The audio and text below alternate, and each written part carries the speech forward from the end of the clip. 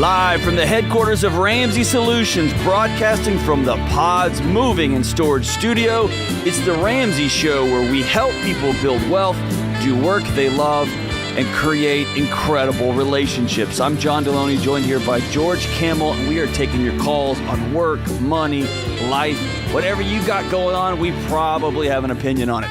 Give us a shout at 888-825-5225. That's 888-825-5225. It is a packed audience out there today. Packed. And it's good to see everybody. Let's go out to John in Greenville, North Carolina. What is up, John? How we doing, man? Hey, I'm doing well. How are you all? Excellent, my brother. What's up? Okay, so two questions. I'm looking for some advice and a career change. And I also transitioned from whole life to term life, and I kind of want to know what to do with the money that they're going to send back to me. So I'm 41. I've been in education for about 17 years in administration at a middle school. Can we just stop right there? God bless you, dude. That's amazing. God bless you, man. Thank you. I have a middle schooler, one, who lives at my house. Wow. And I'm trying to administrate that. And God bless you, dude. Incredible. Thank you, Fred. Thank you. There is no job on earth you can't do. So there you go. All right. I appreciate it. Go for it. Yes, sir. So in listening to the show, I've been listening to the show off and on, but I really made a stronger commitment back in January of this year. So I'm about $121,797 in debt. Of that is consumer debt about $60,000. And then the mortgage on my home is about $61,000. So wanting to expedite, getting out of debt, but also realizing that I'm pretty much capped at my salary unless I go into being a senior principal, which the working conditions is worse than what I have now. So I'm thinking about a career change and trying to navigate that. But so are you wanting to change careers because of the income, or are you wanting to get out of administration? And do me a favor, talk directly into your phone for me. Yes, sir. There you go. A little bit of both. Okay. I want to get out because I don't think it's going where I needed to go. Do you want to stay in Greenville? Yes, sir. Okay. What's your current income? $85,000 a year. Okay. Annually. All right. Now, you said you have a whole life policy. What would you get from that once you cancel it? Yes, sir. I've canceled it through Xander, and so they quoted me at about $5,400 some dollars in 45 days from when I canceled it, which I think is March of this year, is when I can expect. And I don't really know. I know there's going to be some taxes involved, so I'm a little worried about that too. Okay. And do you have any other money right now in savings? My emergency fund, I'm on baby step 2. Okay. So you've got $1,000 in the bank, and the rest has been going towards the debt? Yes. What is this consumer debt? Is it student loans? Student loans, yes. And then about 3 credit cards. And you've been carrying the student loans for the last 17 years? Yes. Oof. Including like the masters that I got. So it's kind of been a little bit here and there. You've collected some along the journey? Yes. Okay. Are you married? Do you have somebody to pitch in and help, or are you single? Single. All right. I'm looking to be married, but, working 12 hours a day, it's kind of hard. Man, you're impressive. Well, the good news is making $85,000, can you pay off $60,000? Absolutely. You can be done with this in less than 2 years. Okay. So that's not I wouldn't change careers because your financial situation is on fire. I would change careers because you want to change careers. Okay. Yes, sir. Do you know what you want to do? Or do you want to stay in the education world? Or you want something completely different? I've been kind of looking at some things in IT, and I've taken like a little boot camp course, and it was really intriguing. I did well on it. Just a little nervous about jumping into that because it would be entry level, and I need to get certifications and stuff.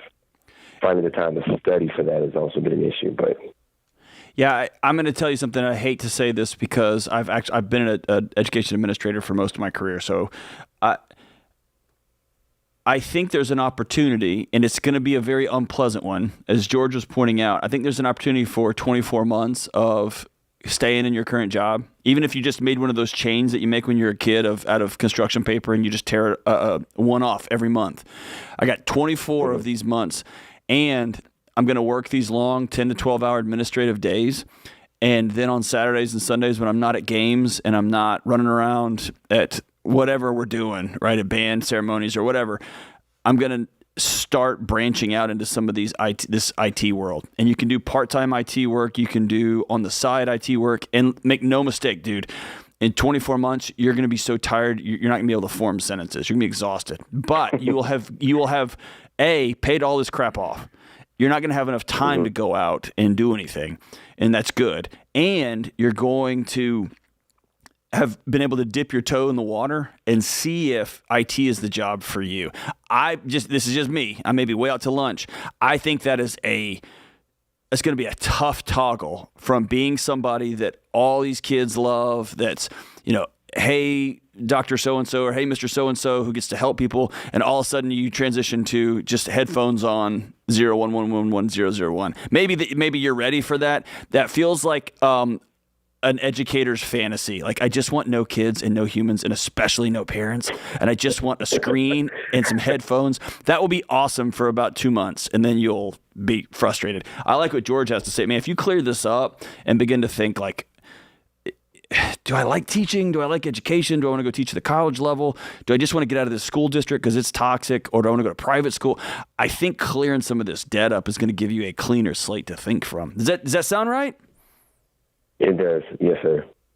So following the baby steps, we're going to ignore the mortgage debt right now and just focus on that consumer debt. And making $85,000, even if you threw 30 of the 85 towards this debt, you're done in 2 years. So my goal is to do it even faster than that and do what it takes, cut the expenses, work on the side if you need to, maybe even do some IT side work to start dipping your toes in that water. But here's what that's going to do for you. Once you're debt free, you could take a pay cut. You could take an entry-level IT job making 50 or 60 and make that work if you're debt free. And so that would be my fuel to get debt free even faster, is knowing that's on the other side. And John, we also run into people all the time who are debt free and they're working at a pretty toxic job. And then they have this newfound power, this newfound freedom, that when the boss says, hey, I need you to I know I didn't tell you, I'm so sorry, it's Friday afternoon at 4 o'clock. I need you to be here tomorrow morning at 8 a.m. to open up the doors for the band concert. And you just look at him and you go, I'm not doing that. Like, I've already got plans. I'm not going to be here. And you owe nobody anything. And it's basically, I call you. I'm put your cards on the table. You're not going to fire me. And they don't. They find somebody else. They just been picking on you, and you've just been saying yes because you think you're 120 grand in the hole and you can't breathe. Man, you clear that stuff up, and your job, suddenly the light comes on a little bit, and it becomes more of something that's going to make you happy, not something that's just killing you. John, I'm going to send you our friend Ken Coleman's Get Clear assessment to help you with the career side, and Every Dollar Plus to help you on the financial side when it comes to making a plan for these dollars. Love it, love it, love it. Thanks for the call, John. 888-825-5225. This is The Ramsey Show.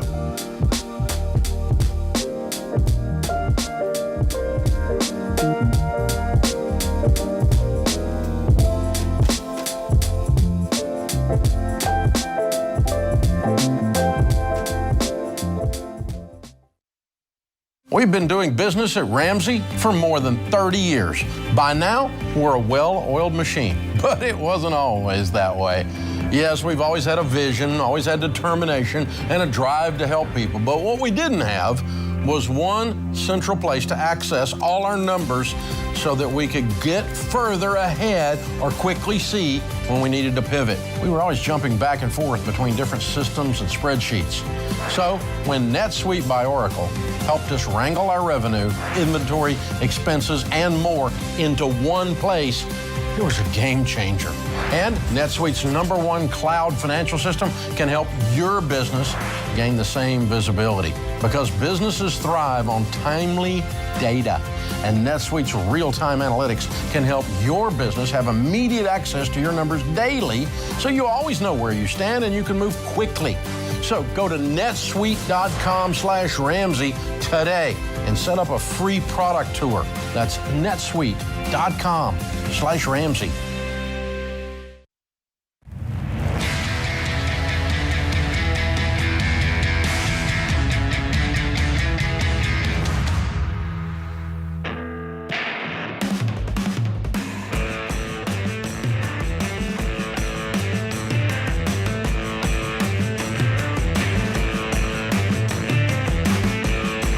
Welcome back. This is the Ramsey Show, 888-825-5225. We're talking money, mental health, marriage, life, whatever's going on in your life, give us a shout. 888-825-5225. I'm John Deloney, joined here by George the Great Camel. Wow. I forgot that was my middle name. It is. I love it is. The Great. That's not what you've great. asked us to call you, so there you go. Self-proclaimed. Well, John, I'm on the internet, and I see this article, and it just, I thought, I like to grind your gears, and so I think this one might do that. I want to get your take on it. And here's the gist of the story. It's my hot take, as the kids say, right? Yes. Please never use that term. You got it. We're done with that. Okay. So this woman recently gives birth, and her husband demands that she pay the entire hospital bill herself. Now, there's more to the story. They've been married 7 years. She just had their first baby 3 months ago. They split everything in their marriage 50-50 when it comes to finances and generally keep their money separate. And everything seemed to be going pretty well until they received a hospital bill for this birth. So here's the deal. She planned to give birth without any medication, but after 24 hours of labor, decided to do the epidural. And when the bill came, her husband expected her to pay the entire $8,000 bill herself. And when she asked why, he said, "You're the one who couldn't hold out for a few more hours, and you jacked up the bill, and I shouldn't have to pay for all of these extra requests." And then finally, if she wanted luxury, she should expect to pay for it. Oh, my God. If you tried that on Sheila, what would happen? What hell would break loose? Here's the thing. I wouldn't even be, I wouldn't know. You wouldn't get the sentence because out. by the time those words left my mouth, I would already be at the gates, and I don't know which set of gates I would be at if I said something like this. Now, if you're wondering all the extra, what jacked up this bill? Well, of course, the epidural, very expensive. Lactation consultant, nursery fee, extra night stay, postpartum supplies, any food she ate. So all of that made the bill go up. And so he goes, "Well, that was your decision, so you should pay for that. That's not coming out of my pile of the pot." So she ended up paying the entire bill on her own. And she's now wondering and questioning, are her feelings valid, John? Okay, so I had somebody call my show a few years ago, and here's the question.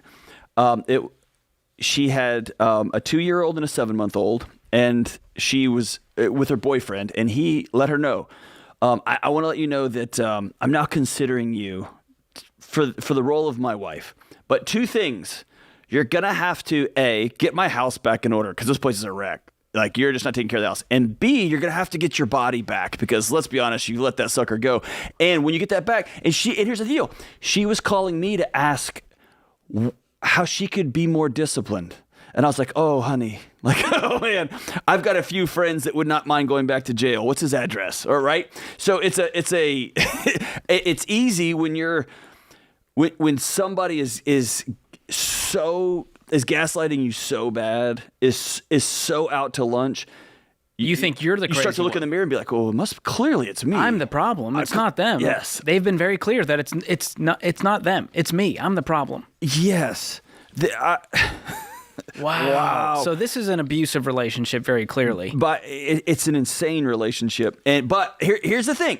I do want to call out to, there's, I don't know, 10 million people listening right now. Half of you, and I know it's half of you because that's how much negative press we get. I'm not gonna share a checking account. I'm not going to share bills. We split this thing 50-50. This is the end result of that. And if it's not, if you're like, no, I mean, I would help with the baby. Where's your line, dude? When you set up a my life and your life and we're married under the same roof, this is the root of that crap that happens, right? This is the end result down the road of people who don't say, "Hey, we're married, we're in, come hell or high water, we're both in on this deal." This is that bull crap. Like, "Oh, sorry, bro, you should have just held out." Bro, somebody's driving a truck through you is like, "Well, man, you should have just hung out, man." I don't know how this man is still alive, truthfully. What an idiot, man. So I don't know. I mean, truthfully, I don't know if this marriage is going to survive if this is how it continues, if this is the attitude towards it. And we know that divorce and money fights are one of the leading causes, money problems and money fights, leading cause of divorce. Another leading cause of divorce and it makes sense when you look at being this. married to an idiot. That's another one. An absolute moron. A poor choice was made at some point. But we teach people that you should combine finances 100% when you get married. No earlier. But as soon as you're married, combined finances, you're a team. It's we. It's not, well, that's your bill. So, well, I'll cover electricity. You cover the water. I got the food last month when we ate out. That's an insane way to live. If you wanted a roommate, don't get married. It's that simple. Yes. If you want to go back to being roommates, you can do that. And by the way, for the first time in Ramsey Show history, we're going to add a few other recommendations. Husbands, don't look at your wife and say, an epidural's a luxury. You could have waited a few more hours. Don't ever say that. Ever. Never say that. Lactation consultant, not a luxury. Not a luxury. Here's a thing, gentlemen, in case you don't know this. Babies have to eat. They have to eat. Here's another one. Nursery fee, so babies can stay in the room with you. Is it insane that hospitals charge that? Yes, it is. But I don't know. Throughout all of human history until about 60 years ago, babies always slept in the same room with their new parent. Like, dude, don't be insane. Don't be, George, this gets me, man. I told you it was going to grind your gears, and I was right. This is the opposite of hemorrhoids. This has got me so puckered up. I want to know this guy. I want to find this guy. Wow, we went from visual to visceral. Thank you, John. I can't, I'm just trying to imagine how this would go in my house. And it wouldn't. Here's what would happen. You and probably Dave and maybe Rachel, there'd be a couple of y'all at this desk, and there'd be a box of tissues, and you'd just be saying, like, John's dead. John's dead, and he won't be doing the show He had anymore. a good life. He had a good life, but man, he sure was stupid when it came to one of his children being born. Wow. All right. That's enough of that, John. Well, thanks for... I need some good news. Thanks for making my day. Let's see if Erica can help us out. Let's go to Erica in Cleveland, Ohio. What's up, Erica? Yes. Save me. Save me. Hi, my name is Erica. I'm from Cleveland. How are you doing today, John and George? We're making it. We're making it. Hey, we're kind of up against the clock, so hop right into your question. Okay. I was in an accident in January. The insurance company of the other person found me at fault, and they sent it to collections for $5,000, and I was trying to figure out what can I do because I don't even know where to begin. So you were in a wreck, you were at fault, and they had a $5,000 judgment against you, and I'm assuming you don't have $5,000 to pay? No. Okay. And it happened in January, and they've already sent it to collections? Yeah. Yes. They sent me a letter, this week, actually, for collections already. Okay. They sent me the letter for saying I was at fault last week and sent me the letter for collections this week. It may not be collections yet. It may just be like they want payment. Like if they just if who you just got your contacted judgment. You? Who wrote the letter? I don't know. It just said some kind of collection agency. Okay.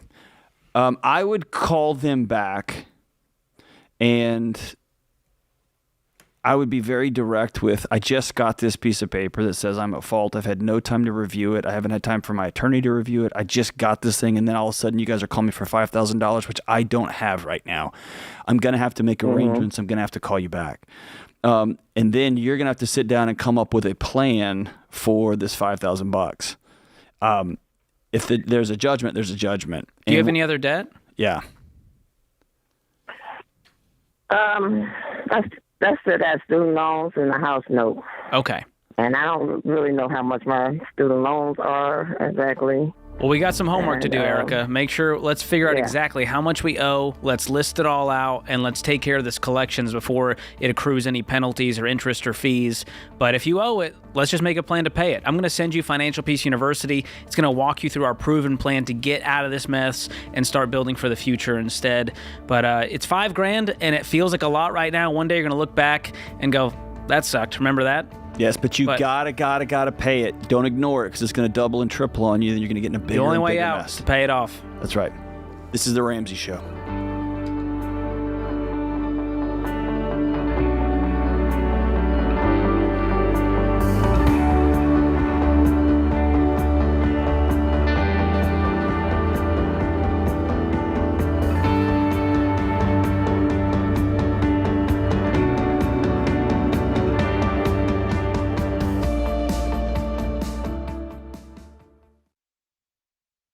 Y'all, there's a lot you can't control when it comes to healthcare, but there is something you should check out that can help. Christian Healthcare Ministries. CHM is not insurance. It is budget-friendly, biblically based health cost sharing. That means a community of members helping share the burden of each other's healthcare costs. They help people just like you in all 50 states. So see if CHM could be right for your family. Learn more today at chministries.org/budget.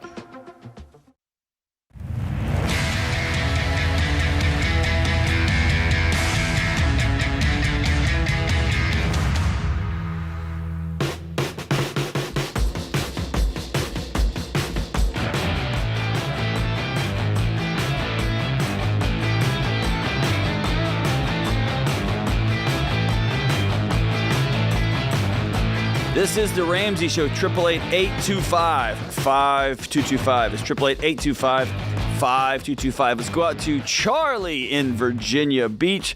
What's up, Charlie? Hi. So I bought my house this past November, and after finding Dave, I realized that it was a very poor financial decision. Well, that's a big one. That's a big one. Yes. My boyfriend and I are considering getting married, and I'm just wondering if I should save some money to be able to sell my house as I'm in baby step 2. How much debt do you have? $395 is the mortgage, and I have $81 in student loans. Okay. When do you plan on getting married? Probably before next year, 2024. Has he even proposed yet? We have talked. Oh, No. Charlie. Ooh, the old talk. The old talk. It could be 2029. No, I promise it's not. Oh, if you Sounds like she knows something we don't. There's an ultimatum in place, John. yes. He's also listening on the radio right now. Well, Yes. he needs to This is his get on cue. the ball here. Just stop waiting around. Okay, so what makes you want to sell this house? That's a very big decision. Is the mortgage way too much comparatively to your take-home pay? It's astronomical. Wow. It's Give me a number here. What's your take-home pay? 24. I take home about $30 under $8K. So about $8K, and the mortgage payment is how much? $2,524. Okay. So And I look at- have a COA of $180 a month. Okay, on top of that.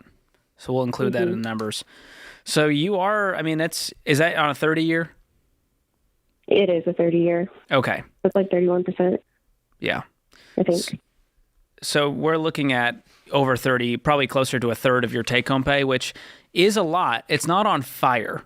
I thought you were going to tell me it's 50, 60% of your take-home pay. And I if you feel like get I'm on married, his salary comes in on top of that too, right? Yes. So the question is, what is your household income versus your debt? Like us combined? Right now, we're going to just looking at Charlie solo. Oh, it's just the $8K a month. So that's your take-home pay. Yes, And how much debt do you have total? $81K. And is that all student loans? Oh, no, with a mortgage, it's $476K together. We're just looking at the consumer debt. So you have 81,000 in Then it's- student loans? Yes. Okay.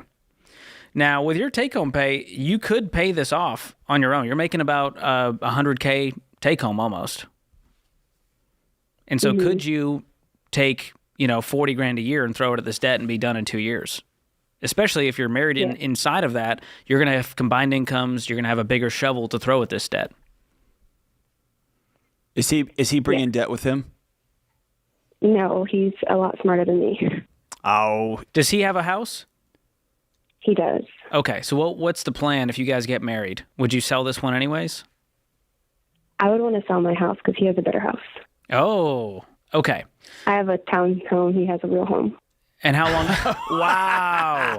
shots That's hurtful. fired, Charlie. Shots fired. I love a townhome. Okay. So either way, you're going to sell this house down the line. Yes. My gut tells me we can sell it when the time comes to sell it.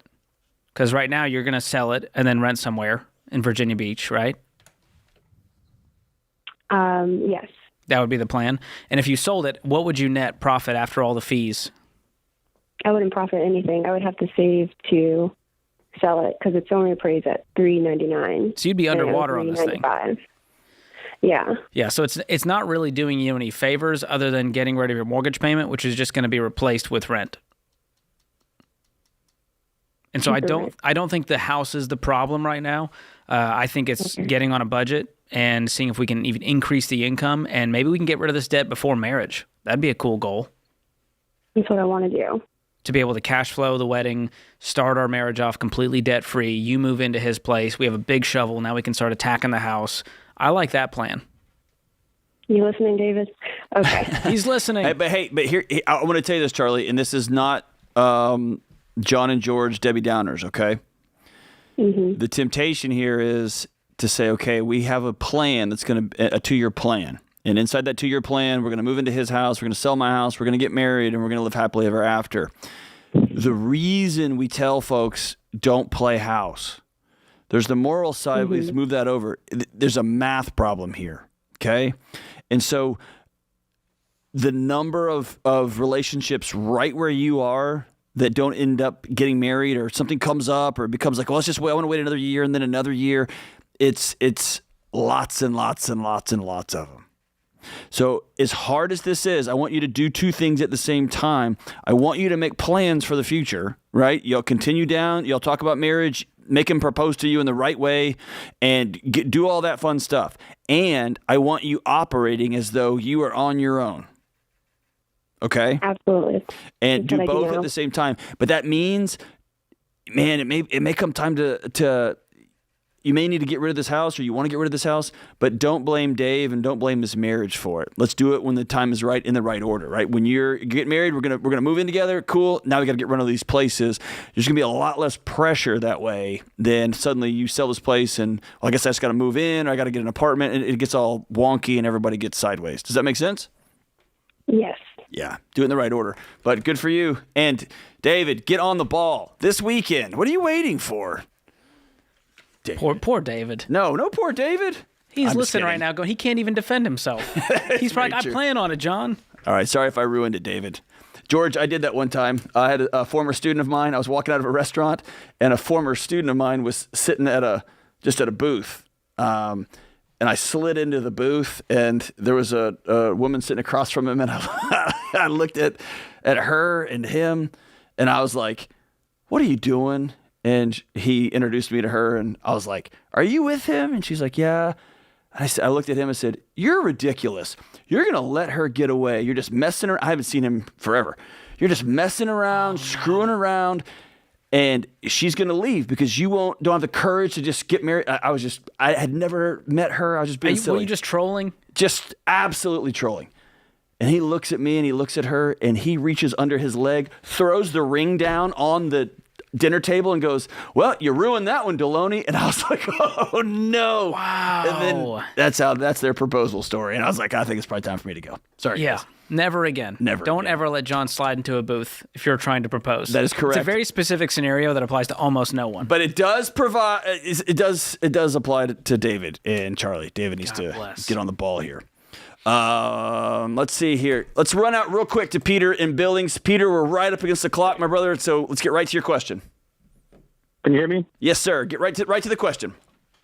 Okay, so my wife and I are both 26 years old, and we got married last year, and since then we've paid off $42,000 worth of cars, and, awesome, and have money to pay off $75,000 worth of student loans. Wow, way to go, man! We haven't paid it. It's just in a high-yield savings account because we want to see what happens with this decision, but we're ready whenever it happens. And so now we have no debt but our mortgage, and so we're maxing out our 401ks. She's already maxed hers out to 15%. And I just recently became self-employed, and I've heard you guys talk about there's been some changes with Roth IRAs recently for people that are self-employed, and that's the route I'm looking at going. I know the regular Roths only have a $6,500 limit annually, like as far as contribution limits, and I'm wondering, is that the best option to go with, or are you solo? No employees? No employees, yep. Okay. My guess, and this is a hunch I want you to look into, is that the solo 401k would be your best bet. And you can only do that if you have no employees. The traditional one? You can do a Roth solo 401k as well, but that will have giant contribution limits. There's a total of $66,000 cap for 2023 because you can contribute as the employee and the employer.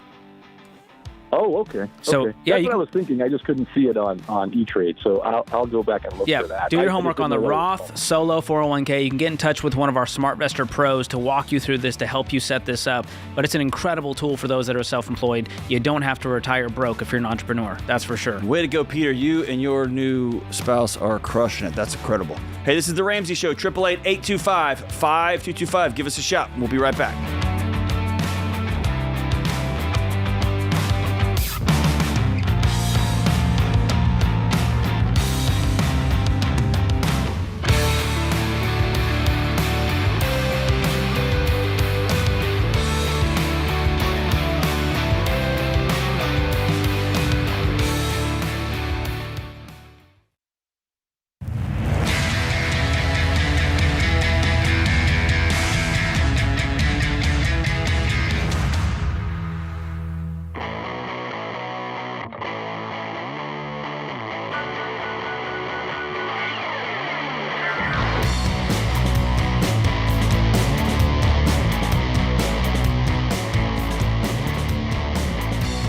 Every time I talk about this upcoming event, I get more excited because it's going to be incredible. Money in Marriage is back, and this time, instead of just one night, it's going to be an entire weekend, October 19th through 21st.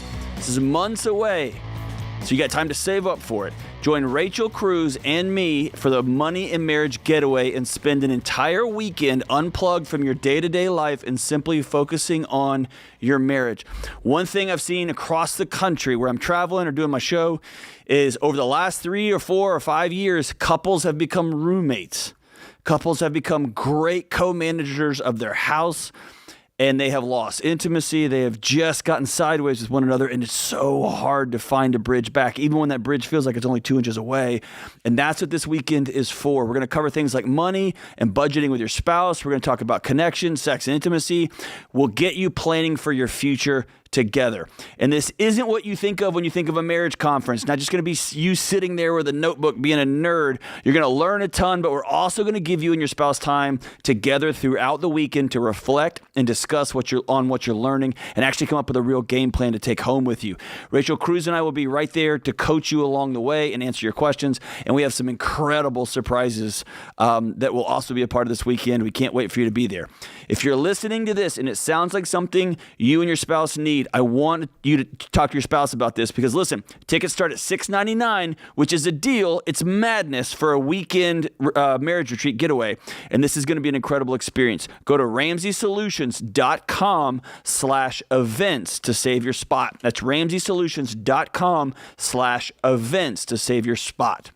Can't wait for that, John. My wife needs this. She needs to be at this event. Listen, okay, that's a great point. If you just heard that announcement, and you think, my spouse really needs You this, do the old elbow. This is do for not you. say it like that. Say, hey, I would like us to go to Nashville on a trip together to a really fun, cool marriage conference so that we can get even better. Not, That's the spirit. you know what you need, honey?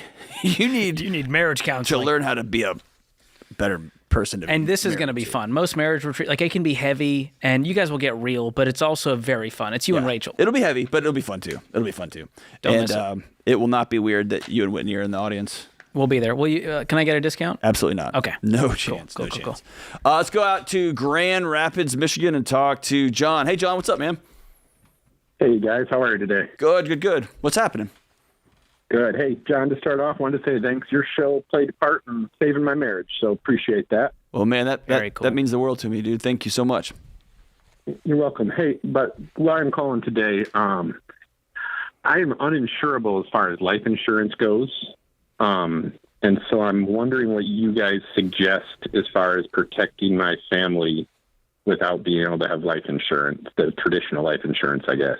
Do you have a medical issue? Yeah, I have PTSD from the military, and that pretty much nixes any insurance company willing to help me. And excuse my ignorance here. I know about that with civilians, but there's not a program that the military has to take care of. It's the people who've been taking care of all of us. Not as far as life insurance goes. Good God. There is a company that specializes in getting it's not a thing through the military, but it's a company that supposedly specializes in getting life insurance for people like me, but they also denied me. Wow. I want this to be a moment of shame for our country. It's embarrassing, and on behalf of all of us, I'm sorry. I'm truly sorry. I appreciate that. I know that doesn't buy you a cup of coffee, but it's as a taxpayer, just a regular old knuckleheaded citizen, I'm embarrassed, and I'm sorry. I'm sorry, man. No, I appreciate that, but do you have any insurance through your workplace, even a small policy that you could get? No. Okay. Because I'm just on disability through the VA. I don't have a workplace. Okay. But there are. My wife has a real small one on me at hers. I think it's only like $30,000, but that's not going to help her save the house and everything else if I die. Yeah, the one route that I could point you to is a guaranteed issue policy, which wouldn't be a lot, probably only up to $50,000. But it might be an option. Yeah. But it might be an option. Your best option really is to kind of become what we call self-insured, to where you have no debt, you get the mortgage paid off, you get a nest egg saved up, and if something happened, your family's going to be okay. So, John, that's what we're, go ahead. So that's what we're working at. Obviously, you can't get there overnight. We're debt free other than our house, but if I got in a car wreck and died today, she wouldn't be able to keep the house. She wouldn't be able to afford it on just her income. You can also look into mortgage life insurance, which is going to be something similar to where it would cover only your mortgage balance. Okay. And so those are through the mortgage company, or are those separate insurance companies that do that? It would be through a separate insurance company, and you can get in touch with our friends at Xander to walk you through your options for something like that. Have you got in touch with them yet? I did. They denied me. I didn't ask about the mortgage when I was just applying for life insurance, and they denied me as well. Yeah. Look into guaranteed issue and mortgage life, and those might be your best bets outside of just becoming self-insured. But man, I'm so sorry you're dealing with this. We got to do better. So let me say this, John, and you're a beacon of light out there for folks. This is one of those situations where we want it to be different, and it should be different, and it's not. Right? And you, as somebody who's been, you know this better than any of us. It shouldn't be this way. We don't want it to be this way, and it is. And so I think sitting down and spending time being frustrated like I am right now is not going to get you, like I said, it's not going to get you a cup of coffee. It's just going to further spin your tires in the mud. And so I would love for you and your wife to go through the mortgage life insurance, to go through this guaranteed issue, and then sit down and say, okay, here's our reality. We're going to choose reality now. And reality is nobody's coming to save us. And so let's get some mortgage insurance that we're probably going to pay a little bit. We're probably going to overpay for it a little bit, but it's going to it's a sleep tax. We're both going to be able to sleep. And then we're just going to have to do things a little bit differently. We may have to be a Corolla family for several years because we're going to put a nest egg aside because this is going to come. We're all going to end up dead. We all know this. And there's not a policy for you. And so I think you see what I'm saying? There's some empowerment with owning reality once you get on the other side of grief. You know what I mean? Yeah, I got you. Okay. That makes sense. And yeah, I'm a 04 Tacoma driver, so I got you. Hey, man, I'm an 06 Tundra guy, so there we go. We can high five. But hey, I'm grateful for you. Thank you for your service, and thank you for loving us in ways that we're clearly not reciprocating. And there's something powerful about owning reality. Here's where we are. And George, I think we all do this in little ways and big ways. And when people call me and ask me about how to fix my marriage, what's going on with my mental health, it's often there. We want so badly something to be different than what it just is. I want my husband to be more engaged. I want my wife to not talk down to me so much. I want my kids to fill in the blank. And it's okay to grieve that, but man, you've got to get to, it's not. So what are we going to do now, right? Yeah, and making a list, writing down the things that we can control, the things that we can do, which is we can get out of debt, we can live on a budget, we can get rid of that mortgage once and for all. Once you do that, you can sleep better at night knowing you've done everything you can do. Right. You put it all on the dance floor going, I did everything I can to protect my family. But especially for veterans, John, I know you have a huge heart for vets out there, but we got to do better. It just doesn't. I can't wrap my head around it. I just can't. I can't, of all of the excess spending and all of the nonsense that we throw money around in this country, I can't for the life of me. George, I pride myself on being able to see the other side of an argument. I think that's the mark of a wise person, who can see your opponents, somebody you disagree with. I know, I get why they're there. I get it. This is one that the sacrifices that servicemen and women make, and that their families make, because they go a year without mom. They go 2 years without mom or dad. And so they're grinding it out too. And the fact that we don't have a plan to say, hey, you put it all out there for our country and for men and women that you will never meet, we got you. We've got you. And we don't have that. We don't have that. You get a pamphlet and a high five and go get them. And I just is enraging. And let me say this to the veterans out there. If I'm wrong, please put into the chat here where John can go get some help. If there's services that I don't know about, please let us know. Hey, that's hour 1 in the books here on The Ramsey Show. We'll see you again real soon. We'll be right back.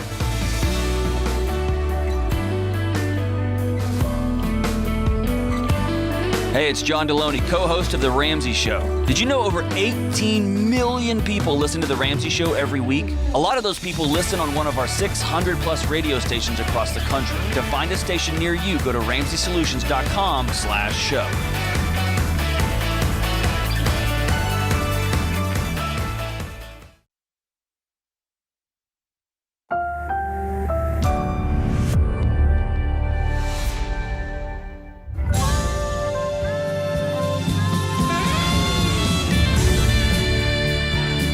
Live from the headquarters of Ramsey Solutions, broadcasting from the Pods Moving and Storage Studio, it's The Ramsey Show, live from Franklin, Tennessee, where we help people build wealth, do work they love, and create incredible relationships. I'm John Deloney, joined here by one of the greatest humans who's ever lived, George Camel, and we are taking your calls on life, money, relationships, marriage, whatever you got going on. We probably have an opinion. Give us a buzz at 888-825-5225. The call is completely free, 888-825-5225. We're not supposed to talk about him, but let's go out to Bruno in Lincoln. What's up, Bruno? What you did there. Bruno, how sick are you of that? Hey, what's up? What's up, guys? How are you? Good. Hey, are you sick of the don't talk about Bruno jokes? Because I'm just going to keep making them. Okay. Yeah. I hear that a lot. Hey, my name rhymes with a bad lunch meat, so same team. All right, so what's up, dude? My question is it better to save only for a 20% down payment to go ahead and purchase a house, or may wait for the next 5 years and then buy the house cash? Okay, so walk us through the situation. So you're debt-free with an emergency fund, and now you're looking to become a homeowner, and you're saying, hey, in 5 years, I could pay cash for a $300,000-$400,000 home? Is that the idea? Yeah, I'm looking at $250,000, $300,000. Yeah, that's the range. Mm-hmm. Okay, and it would take you 5 years to do this based on your current income? Yes. All right. Yes, you're correct. Here's the way I look at this, and John may have a different opinion. I get worried about waiting 5 years because we saw what the housing market did the last 5 years. And so the house that you're looking at that's $250,000 today could be $400,000 5 years from now. And all of a sudden, you're so excited you save $250,000, and now you're still $150,000 shy. You see what I'm saying? Mm-hmm. So it's a moving goalpost. And so what I like to do is just using the Ramsey parameter, saying, hey, if I did a 15-year fixed rate where the payment was no more than a quarter of my take-home pay, what would it take to get there? And that number may be 25% down. It may be 40% down. But I don't know that I would personally wait 5 years to become a homeowner if you're financially ready. I see. Yeah. Okay. It's an awesome goal to have. Because you're also paying rent too on top of it. Yeah. I would say we're not paying like a huge amount for rent. It's only $1,300. We're fine where we are. And it's kind of a tough decision because whenever I'm thinking on interest rate, how much am I going to be paying in interest? Even if I pay principal early. Well, here's the thing, Bruno. Number one, you can always refinance later. Let's say the rates magically drop back to 3%. We're all high-fiving. You can always refinance later. And number two, your goal should be to pay off that house as soon as possible, which is going to save you probably 6 figures in interest. And so if you pay that house off, let's say you bought it in the next year and you took the next 4 years to pay it off. Well, now you only paid 5 years of interest instead of what people normally pay, which is 30 years of interest. at a higher rate. Okay, yeah. So crunch the numbers, and I still think it's an awesome goal to pay cash, but generally we'd say, hey, if you can't save up and pay cash for it within a few years, it's just a long time to wait while the housing market keeps appreciating and shifting. I see. Okay. And let's say if I go ahead, even though I can pay early, is it better to come up with a 30 years mortgage or a 15 years? Or 15 years? only. And then you Okay, be about the got business of paying that thing off like a 5-year, 7-year loan. Okay. And you'll be better off that way because you'll be building equity. You're basically locking in that housing price and then building equity and paying that thing off very quickly. Bruno, are you married? Yes, I'm married. Is she sweating you down no for a house? kids. Yeah. I could say it again. Is she sweating you down for a house? No, I have. That's what happened. My wife just started working, and now we can breathe financially, and then we can start building up these saving accounts, so we can start looking at a house. Love it. So, yeah, I foresee in 1 year and a half we'll be able to save enough for a 30% or a 40%. That's incredible. That's my question. Yeah, dude, that's awesome. Yeah, That's awesome. I've been waiting my entire life to that, and finally we got to the point that we're very thankful for what happened to our life. So yeah, dude, I'm so proud of you, man. That's you guys are in a great spot, and awesome. Let me just say, it's a fantastic goal to pay cash for a house. That's the way we would always recommend it if we could. Mm-hmm. But we live in a fallen world, and so the only debt we won't yell at you for is a 15-year fixed rate loan. Let me make that clear. They go, I thought Dave said debt's bad. It is. We don't like it, but we understand that in today's world, if we said you can only pay cash for a house, we would have 0 listeners left on the show. That's right. These people are insane. That's right. All right, let's go out to Jason in Pennsylvania. What's up, Jason? Good afternoon, guys. How are you? Great. How are you, man? So, not too bad. So, quick question. I'm going through some of the steps that you guys put out there, and right now I'm sitting around $45,000 in debt. That would be paid off in a maximum of 4 years if I continue doing the payments. But I also have $65,000 in Class A stock. The capital gain would be $15,000, or the capital gain tax I would pay on it roughly $2,500. Okay. Does it make sense to sell off that stock to eliminate that debt, or is it? It makes perfect sense. I would do it yesterday. All right. And I say I've done this, Jason. When I was in debt, I had a few stocks from Apple, not nearly what you have, but it helped me pay off debt, and I've never looked back. And you can look at the numbers and go, well, what the stock would have been. But man, single stocks, number one, are super volatile, and that money is way better spent freeing you up instead of doing this for the next 4 years. And you're still I would definitely save money on interest. Yep. Yeah. Yes, I'm 100% George. Any stocks, I'd sell them and get them out of Set aside the money for those taxes, but man, $2,500 in taxes to be debt free today and still have almost 20 grand left over. Done. That's a win-win. That's your emergency fund too. I mean, you just get baby steps 1, 2, and 3. Just leapfrog that. That's right. Hey, before we head into commercial break, it means a lot to people who have no idea who we are. When they are scrolling around on YouTube and you have hit the subscribe button, you've left a 5-star review, it pops up in their feed. It sends this thing up into the magical wizard algorithms, and it gets the show in front of more people who are sitting at home with their face in their hands and little kids running around and they don't know how they're going to pay their bills. Not asking for money, not asking for y'all to buy any of our stuff. Like, what we're asking you to do is hit the subscribe button. It doesn't make us, it doesn't give us any more money. It doesn't make us all feel better. It puts the show in front of other people. It's a 0 cost way for you to help out your neighbors and to begin to take into our own hands this financial mess that our country is in. There is not going to be a savior on a white horse on this one. We're going to have to decide as neighbors how to do this. And if you've always wondered, why don't more people just do the Dave Ramsey play? A lot of people don't know about it. And so if you hit the subscribe button, if you go to Spotify, go to Apple, hit the subscribe button. If you leave your 5-star reviews, it just kicks it up and puts the show in front of more people. And it's more people that can get help. Well and George, said. I've never in my life would have imagined that I was asking people to hit the subscribe button. Yeah, generally you're doing it for validation. This is out of very pure motives and intentions that he really just wants impact. Exactly. So that's growth, John. I'm proud of you. It's such an easy way to help out your neighbor these days. It really is. Hit subscribe. Hey, this is The Ramsey Show, 888-825-5225. We'll be right back.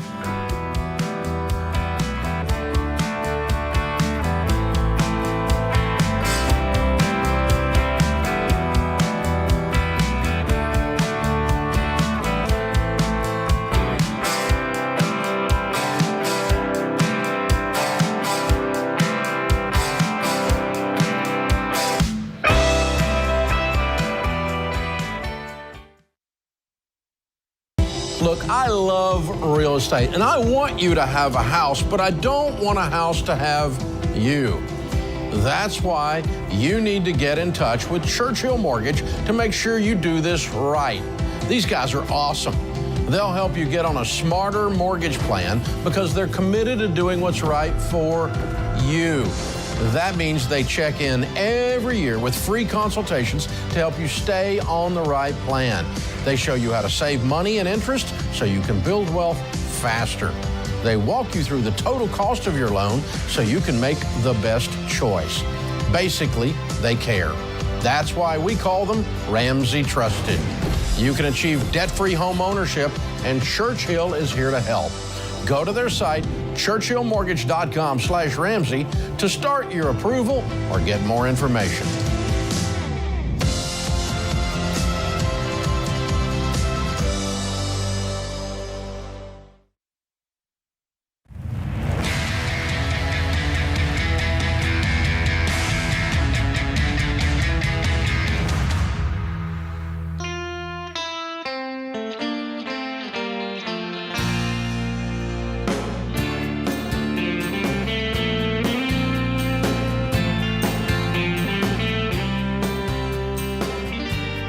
Triple 825-5225. This is the Ramsey Show. I'm John Deloney, joined here by George Kimmel. We're taking your calls on your mental health, your marriage, your money, whatever's going on in your life. Give us a shout. 888-825-5225. And George, John. I am usually not correct, but this time I was. Whoa. This time I was. Does your wife know about this? She does not. She's going to be ecstatic. I'm going to keep it to myself. I need to put this one in my back pocket just in case I need it at a later date, because usually, save that. As the great Social Distortion said, I am wrong. Okay, so New York Times comes out in a couple days ago. The New York Times, the dirty little secret of credit card reward programs. Wow. Now, for years, I've been saying, they work. They absolutely do work. And people always call us and like, oh, you telling me that you don't take free flights? And they for sure do. If you're just swiping the card, I got a buddy who puts 100% of his life on these cards. Everything on the card, so that, and he pays it off every month, and he just does it for the free miles or free whatever. Sure. That's a real thing that happens. Now, most people don't pay it off every month, and they're like, no, I was just going too broke, and they don't. But fair enough. There are people who do. And my buddies were always surprised that I didn't participate. And it wasn't me trying to take a moral high ground or anything like that. But I didn't want to participate in this program because I knew that these credit card companies are not my friend. They don't like me. They're not hooking me up because I'm hooking them up. It's not like, yeah, bro, let's do this. We're in this together. I'll buy some stuff. You give me free flights. That's not how it works. Somebody is paying for my flights. And as I dug into it a few years ago, it appeared to me that the single mom with 3 kids who can't float the price of eggs and the increase in gas prices and the natural gas prices, she was paying for my flights because she was having to put this stuff on a credit card conceivably to survive. And so my free flights were being paid for by people who had way less and were struggling to make it. And turns out your hunch was right. Turned into studies and data. That's incredible. This is wild. Okay, tell us about this. Okay, so it goes on to talk about, hey, these swipes you're using to get first class airfare and trips and all your rewards, it's not from nothing. The credit card perks for educated, usually urban pros, are subsidized by people who have less. So poor consumers are ultimately footing the bill. And in 2022, the Federal Reserve data showed that the cost of rewards as a share of total transaction volume on these credit cards increased 25% from 2015 through 2021. And so what's interesting, John, is the data was so clear in this study. It showed that $15 billion in reward value moved from the poor to the rich, from the unsophisticated folks who couldn't pay their bills on time to the affluent wealthy. And normal people go, well, yeah, that's how the system is set up, John. So I'm just going to take advantage of that. Why would I not? But here's what's wild. A lot of the people that come at us going, I can't believe John's trying to use this moral angle to say, it's not coming from people who have less than. It's coming from swipe fees from the businesses and interchange fees and my annual fees. But I looked at Capital One's, they put their shareholder reports out every year. And in Q4 of 2022, it turns out that 2/3 of their credit card revenue came from interest and fees. Not from the interchange, not from the other fees, interest. So 2/3 is blood diamond money. Yeah. And let's also, it's also easy to get on a high horse and say, well, they're just making dumb purchases and they don't know. If you've ever spent some time with people on the margins, so many don't know, right? They haven't been told. They're just trying to claw their way out of the world that they found themselves in.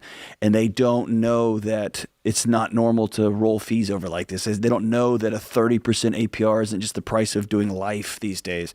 And so I don't know how people can look in the mirror and say, you know what, I'm comfortable with a single mom trying to scratch through life with her buying my flights because they're free now. Like, I just can't wrap my head around it, George. Well, and the other problem is we're all paying for this through the increased cost of goods. The United States has some of the highest credit card processing costs in the world, typically 2 to 2.25% on every purchase. And so the merchants, the businesses, the small businesses, they have to pass these costs on to the consumers by charging more for the products, regardless of how you pay. And you see some of the local merchants that will say, here's the price for if you pay with a card. Oh, here's yeah. the cash price. It's less. And George, I'm sure it's happened to you more because you're out in the world more than I am. That's true. But I had my first exchange the other day where I was at a place, I was traveling at a speaking event, and I was out on the road, and they said, we don't take cash here. Whoa. And it was like, I'm not going to do business with you. Just on principle, I'm just not going to do business with you. Wow. Well, the data is clear here, John. Lower income consumers are forced to pay higher prices on the goods they buy, but they rarely receive any benefit from rewards programs, according to the Federal Reserve. And so it's been tracking all of this.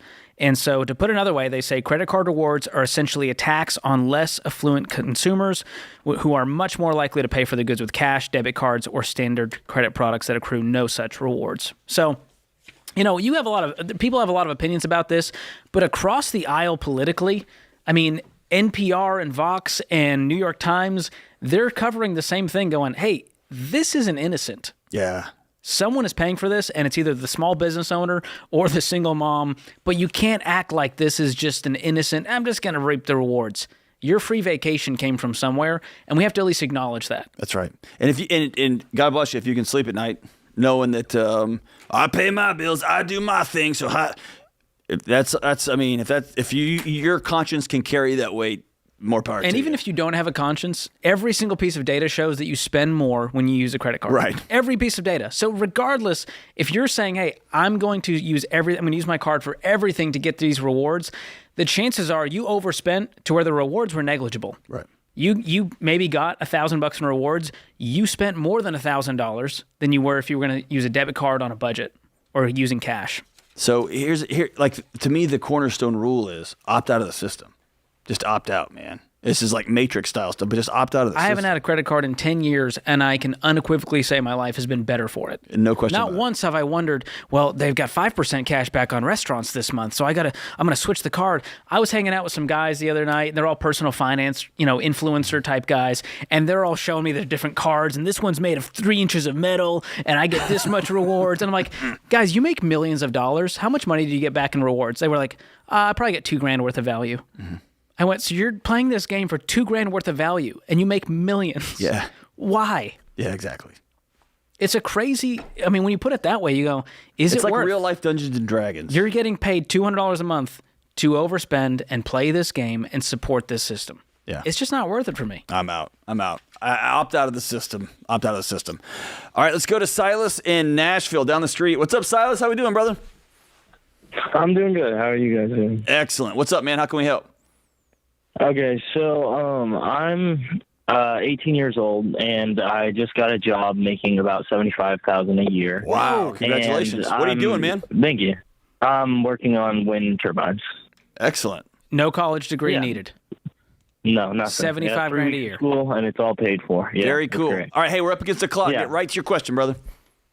So I'm really trying to look in a way to save for my kids so then I can take off work. I don't have any kids yet. I don't even have a girlfriend, but I plan on having kids in the future.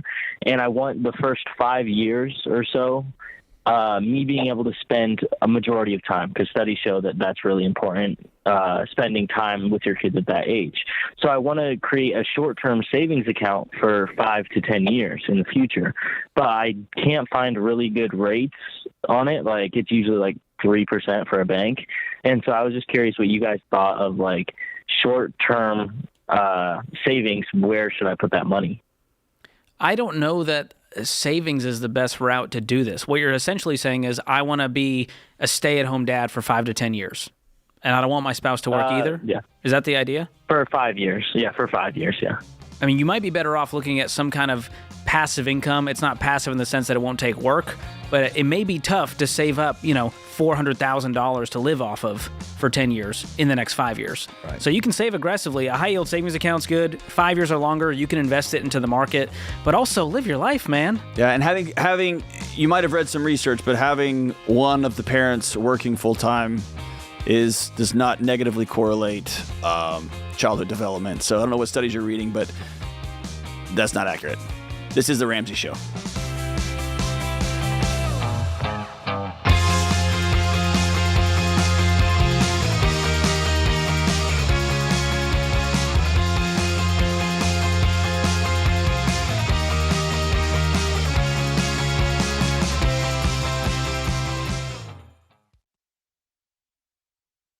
What makes our show unique is that we genuinely care about our listeners. We're intentional about choosing the best advertisers to recommend. Blinds.com is no exception. They offer high-quality window treatments at unbelievable prices, and they make it simple to shop blinds, shades, and interior shutters with easy online ordering, free shipping, and a guaranteed perfect fit. Go to Blinds.com and take advantage of this week's special savings.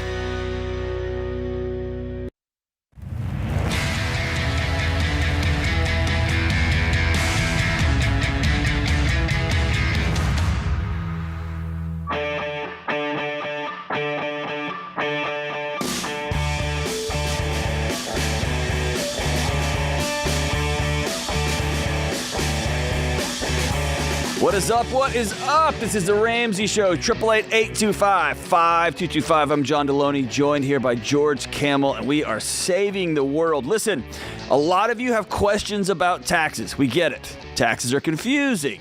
I think they're intentionally confusing. That's another podcast. To help you get a better handle on them, let's unpack a question from one of our listeners. I'm looking into Ramsey Smart Tax and want to know if it offers forms and online filing for state tax returns.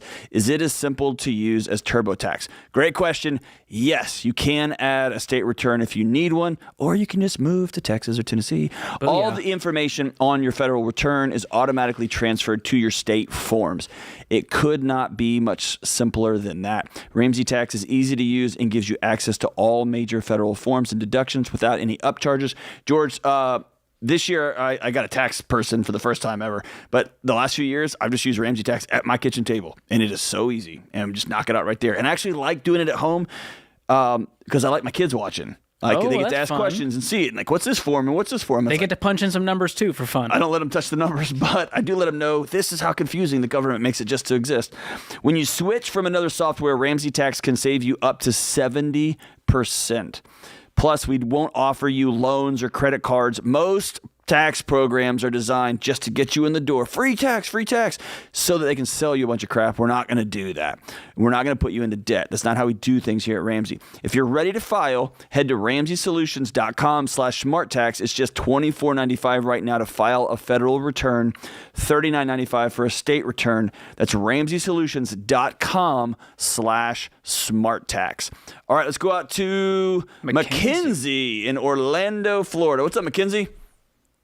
Hi, how are you? Great. How are you? I'm really glad to be talking to you guys. We're here to save the day. What's up? So I'm 25 years old. I have an overwhelming amount of undergraduate debt, and I'm at a point in my life where I'm hoping to be buying a house or something, but I know that the advice is to lower the debt before buying a house. So Correct. I just kind of at a, yeah. What's your So undergrad? How bad's this overwhelming debt? Is $235,000. Ouch! Wow, that is a box of farts on a pony, Mackenzie. How like what did you study? I studied electrical engineering. Okay. Yeah. Did you do a special electrical engineering, like the secret underground kind? No, just a standard one, unfortunately. You just did it at $60,000 a year. So I just took a little longer. I'm a first-generation college student, and I kind of, there's a bunch of reasons, but I didn't really feel like I had, like, the toolbox starting out, and it took me a while to kind of get into the groove of things. Sure. So what are you doing now? I'm an engineer. Good. That's a good start. Yep. What are you making? I make about $70,000. Okay. And what other debt do you have outside of the $235,000? I have no other. I mean, I have like about $1,000 on a credit card, but okay. Well, A1, let's pay that off and cut up the card. That'll cut that crutch out of our life and help us get rid of this debt. So, are you calling to figure out how best to pay off the debt?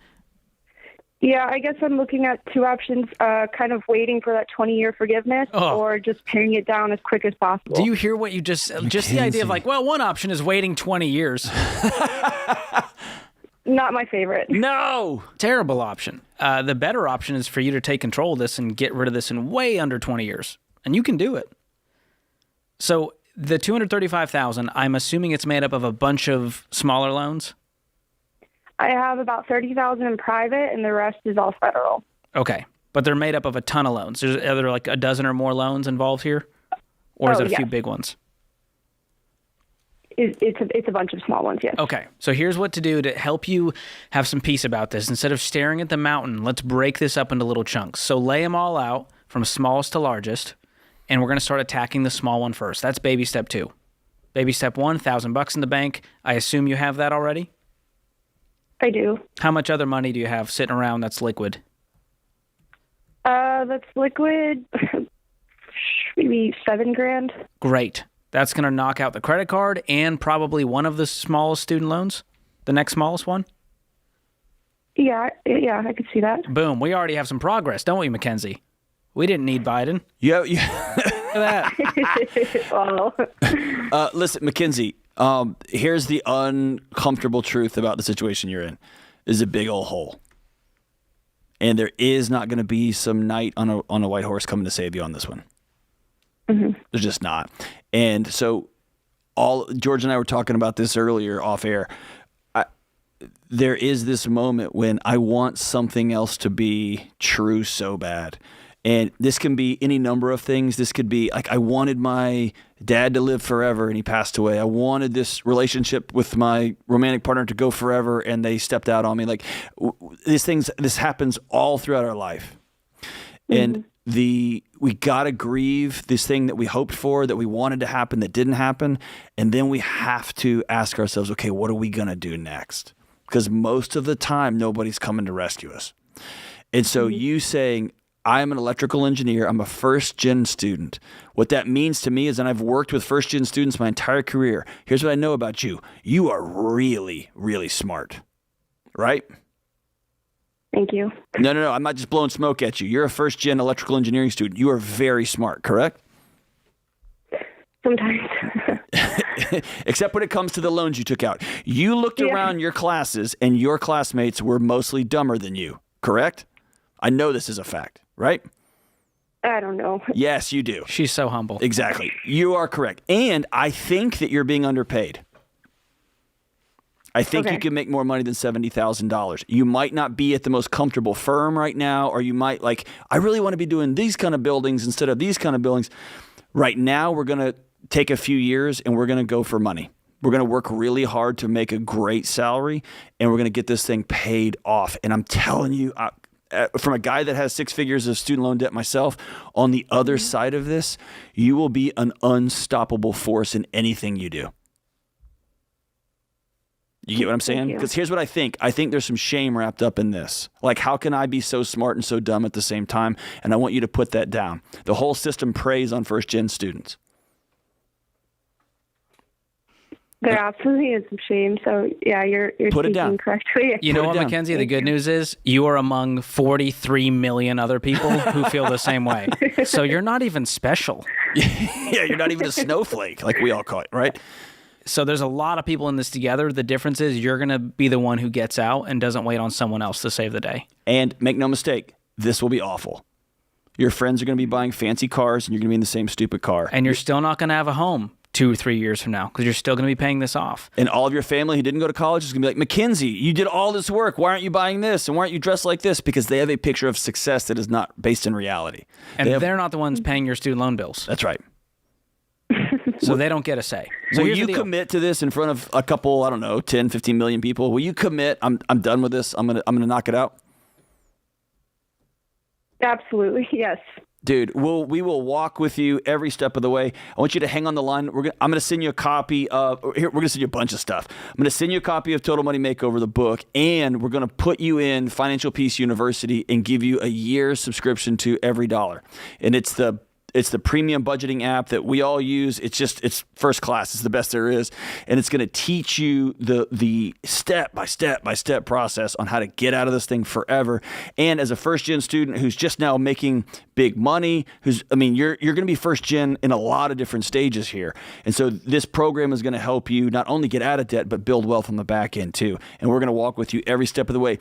In about 6 months, you're going to get really frustrated because you're going to have been working really hard and this number's still going to be big. I want you to call us back and we will give you another pep talk, or wherever you get stuck, we'll be here to help you along the way. But this is going to be getting roommates, getting a side job, getting a different job that pays more for your full-time gig, cutting your expenses down to nothing. But then you're going to be able to throw 30, 40 grand at this debt, and all of a sudden you see the light at the end of this tunnel. You go, 3 years from now, 4 years from now, 5 years from now, I'm completely debt-free. And then we can look at home ownership down the road. And in 4 years, a Mackenzie who has worked her way through electrical engineering school and has paid off all her debt, there's literally no stopping her. No. And go watch Borrowed Future if you want to know why John and I are so riled up about this. Delayed dreams are on the other side of student loans, and that is why we're angry at them. You can rise above it. This is The Ramsey Show. We'll be right back.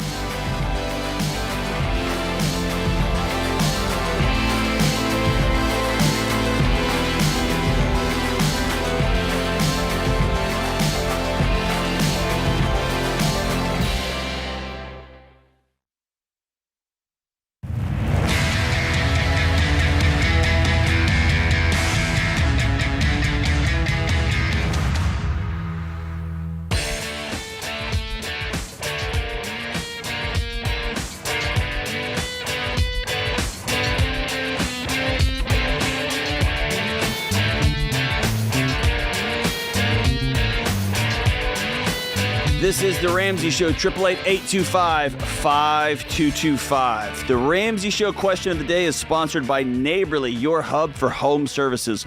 From repairs and maintenance to remodeling and upgrades, Neighborly's trusted home service providers have trained local experts who can handle just about any job. So go to neighborly.com to find and schedule service today.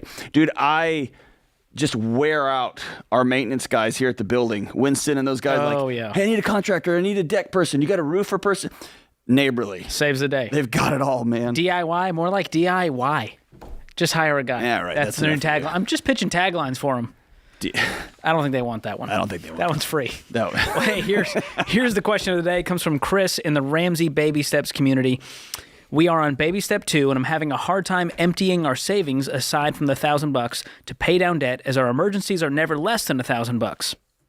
Just trying to get over this mental hump. I feel like I will be forced to charge something like a car repair or furnace, which just happened. Then we will be thrown back so far. I'm just really scared. I think that's the place to focus. This is more mental and emotional than it is financial. Correct. It's almost entirely. And as my friend Dr. Lane Norton says, data is more important than feelings a lot of the times, right? So it's easy to look back and go, all these repairs cost this much money. Be honest with yourself, and they usually don't. A couple times they do. I've had to replace a roof. I had to replace part of a car. Like they can be expensive. Most of the time they're not. And George, you can tell me if I'm wrong, but they're not designed for that. This is designed to light a fire under you to get you running and gunning. Absolutely. It's not meant to cover the big emergencies. That's why we call it a starter emergency fund in baby step 1. And here's the truth. If an emergency happened, what would you do? If you had $1,000 and it was a $1,500 emergency, well, you'd pause the baby steps. You'd pause it and you'd stack up cash as fast as you could in order to cover it. And then you're back on the wagon. The problem is right now you feel like you're safe even though you owe lenders a whole bunch of money. That's the confusing part to me, is like, if you wanted safety so badly, why are you sitting there with money in the bank while owing people money? To me, true safety, true freedom comes on the other side of being completely debt-free and not owing anyone anything. To where if everything went down, and I know, John, you like to think about this scenario. I got to play it, man. Owing no one anything is the best way to go. It's just total freedom. That's right. It's total freedom. I don't want the government telling me what's it. Stop owing people money. I don't want my boss to stop owing people money. Right? It's super simple. You have more options. And so on Saturday, you're coming in at 8 o'clock. Actually, no, I'm not. I'm actually not coming at 8 o'clock. I've got other stuff with my family. And you can make that choice. You don't owe anybody any money. Right? That's right. So it's just total freedom. So you can do this. Again, I like being a little bit scared because it fuels me to get rid of this debt once and for all and stop playing the game. And it takes something that drastic in order to get there. And Chris, let me affirm you. I work here. And $1,000 in a savings account I would not be able to sleep.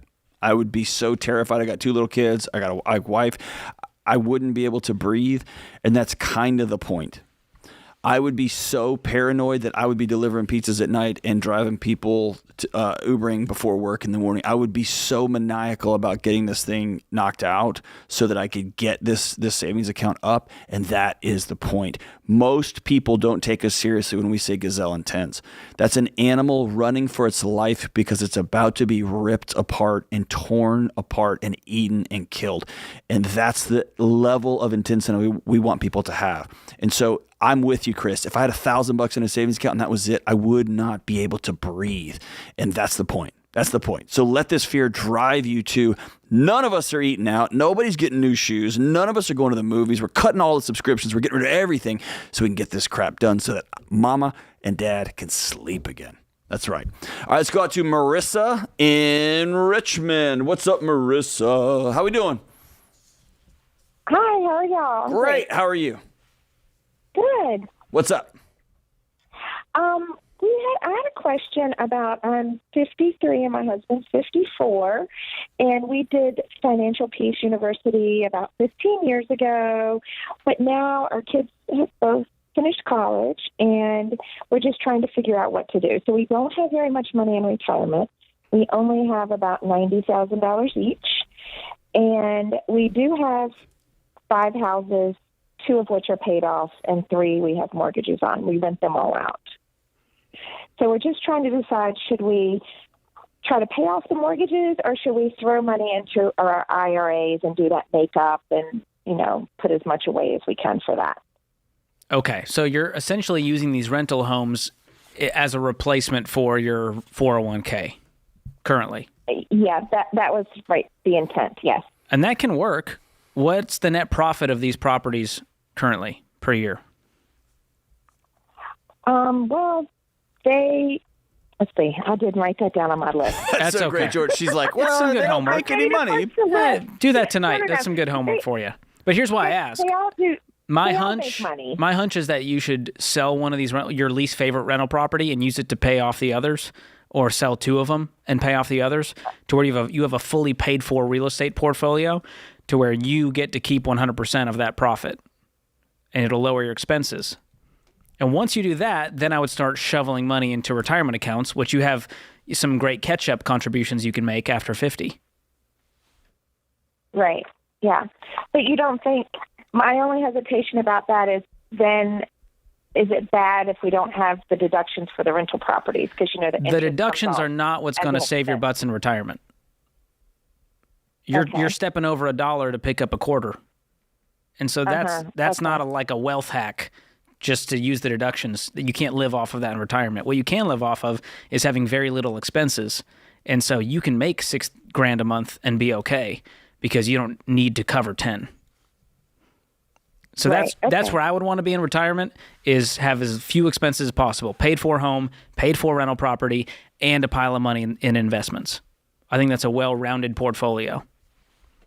Okay. So however you guys want to go about paying off the debt is great, but it sounds like right now you're feeling the pinch with retirement.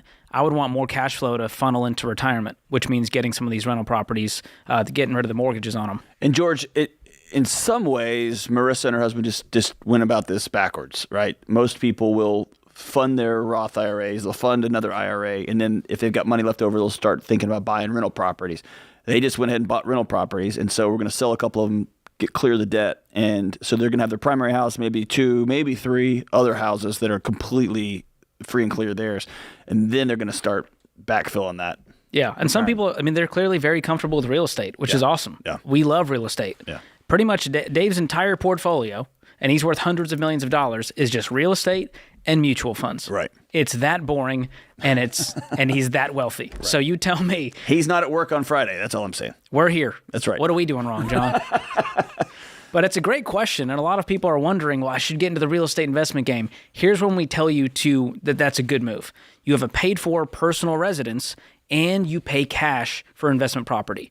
That is an insane thing to say in today's world. I understand how controversial that is, but it's also the right way to do it, to reduce risk and maximize your wealth. And the question is always, would you take a loan against your personal house to buy a rental property? Nobody would do that. Don't tempt America with a good time. They might do it. That is true. Like, it's a great idea. I'll take out the HELOC, use that as the down payment. These are the wealth strategies that you find on social media these days. And it's all from real estate bros and permanent life insurance bros who all have a vested interest to get you to do that thing. We don't. We want you to build wealth. Independently. Not dependent on if this thing goes right. It's like putting in a parlay bet, man. Like, you got to make every shot. What a crazy way to live. Just enjoy the game. Yeah. So that's the way to do it. And obviously, I'm a big fan of using your retirement accounts. Tax advantage accounts are awesome. Your 401k, your IRA. You can become a millionaire. You invest $100 a month from 25 to 65, you're going to be a millionaire. A boring one. $100 a month. Boring one. So don't feel like you have to do something fancy or like do a nothing down on real estate property. You don't have to own real estate investments your whole life. You can have a paid-for house and millions of dollars in the bank. It's a choose-your-own adventure. Just don't do something stupid. And don't do debt. Stay away from drugs and debt. There you go. Yes. Don't do drugs and don't do debt. That is the new George Camel t-shirt. Hey, it's another hour in the books here on The Ramsey Show. I want to thank the guys in the booth. I want to thank you, America, for listening to us. We will be right back right here on The Ramsey Show.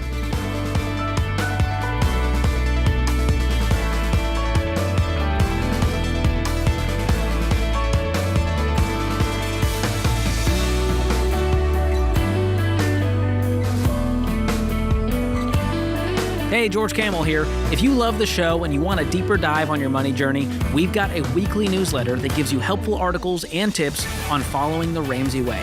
Just go to RamseySolutions.com today to sign up for the newsletter. Again, that's RamseySolutions.com to sign up for our weekly newsletter.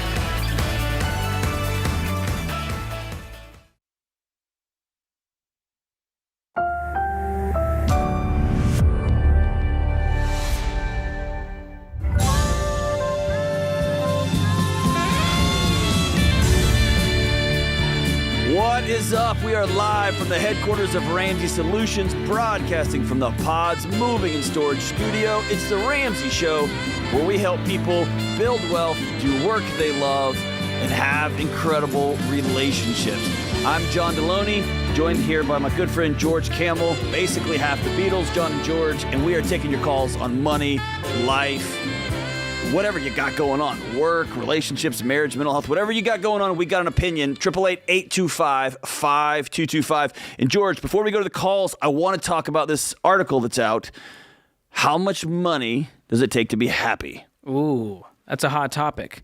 So is this a hot take on a hot topic? It is. Well, we covered something similar on Smart Money Happy Hour, saying, is there a magic salary for happiness? It's a great pitch to your own show. Well Thank done. you. You should go check it out. But this is actually based on data instead of opinions. So one study said happiness peaks at $75,000 in income. Now economists say it's higher by a lot. By a lot. Yeah, so I remember the data. That data's been around forever, and it's kind of become like a folk tale, right? Well, now they're like, inflation, John, like $70,000, you're poor. You exactly. know? Yeah. That's the vibe. All right, so let's go through this. The question, so it's higher by a lot. Tell me how much more. New research from a Nobel Prize-winning economist and fellow researchers provide a fresh answer. Money does appear to boost happiness, at least for some people, up to earnings of $500,000. Wow. Okay. I'm going to go with a yes on that one. So if you make $501,000, you might be miserable. You make $499,000, you're crushing the game. So this feels almost silly, John, because we went from $75,000 to $500,000. Right. Because the idea was after $75,000, you kind of plateau happiness-wise. Right. This is saying you plateau at 500 grand. Right. It's not really accurate.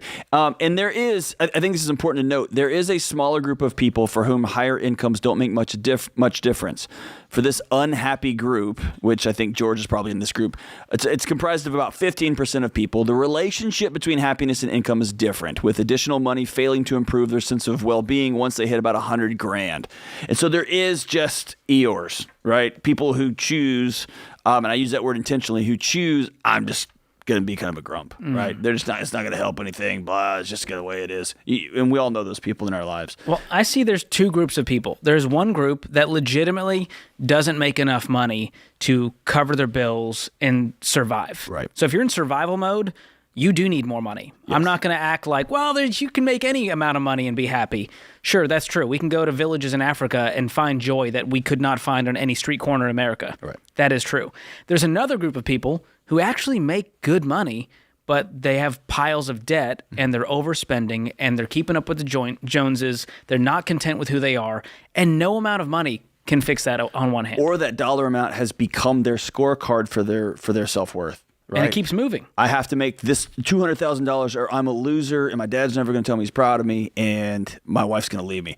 And then you get 200,000, you realize, oh, my life is exactly the same way it was before. I have a nicer toaster and a cooler blender, and then it moves on you. Well, I need to make 300, and it just keeps moving and moving and moving and moving. Well, and there's also a piece of this where you go, if you make $400,000, you might have a very stressful job that might kill you early. Yeah, I'll never forget. That was one of the most important lessons I learned young. I had a mentor who allowed me to shadow him in some pretty important meetings. And I remember leaving going, oh, he makes way more than me and he earns that money. Like his life is hard, man, because just all the stuff he's responsible for. And so, yeah, they don't hand out $200,000 or $300,000 or $400,000. You got to work for that money, and it's a hard life. But even then, I like working really hard. I like working really hard. I like working long hours, and I like making great money. But I have to know that is not going to, when I look in the mirror, it's not going to give me peace, right? What's going to give me peace is really extraordinary relationships, a great marriage, good relationships with my kids, right? Healthy balance with the seasons of work. Sometimes they're wild, but sometimes I get some more family time. That's going to give me a peaceful life. And the more money you make, the more money you can give away. And we don't talk about that enough. There is some extraordinary generosity that happens with people who make great money. Right? Well, and science shows that people who give are more joyful. That's right. They have lower blood pressure. That's right. They have less stress in their lives. They're more fulfilled. And so there's a lot of components to this. But I think the main teaching that I come away with is saying, if you're in debt, get out of debt and see if that increases your happiness, regardless of your income. Number two, find a career that you actually enjoy versus trying to aim at a certain number and going, I'm willing to do whatever job it takes to make $200,000 a year.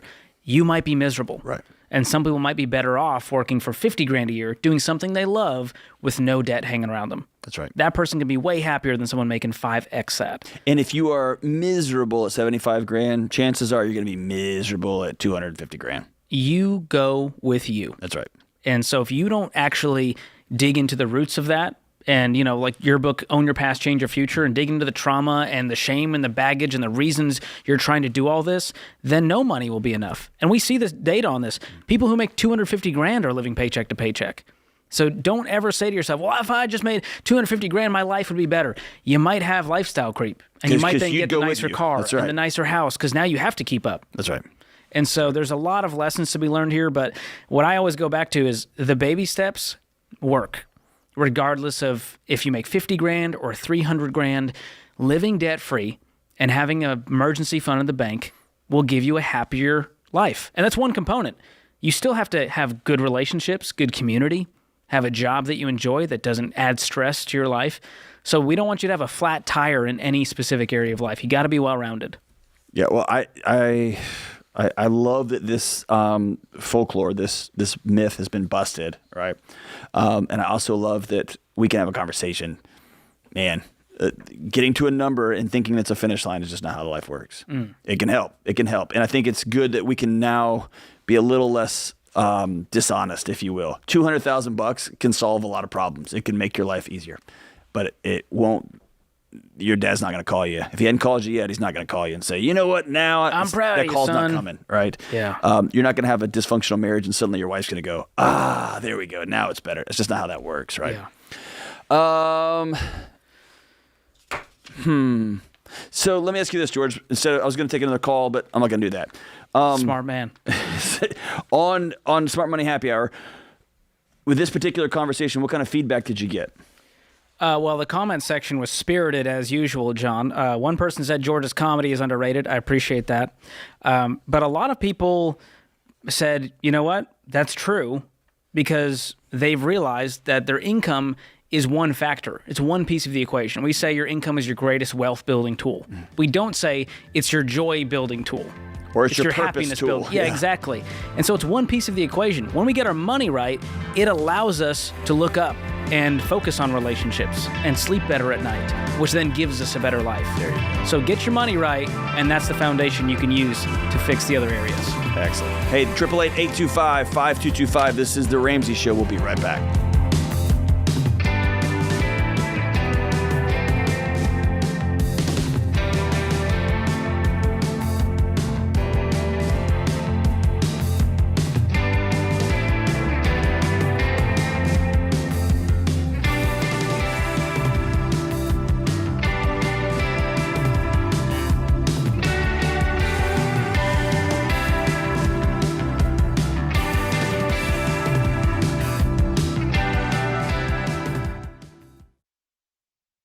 What makes our show unique is that we genuinely care about our listeners. We're intentional about choosing the best advertisers to recommend. Blinds.com is no exception. They offer high-quality window treatments at unbelievable prices, and they make it simple to shop blinds, shades, and interior shutters with easy online ordering, free shipping, and a guaranteed perfect fit. Go to Blinds.com and take advantage of this week's special savings.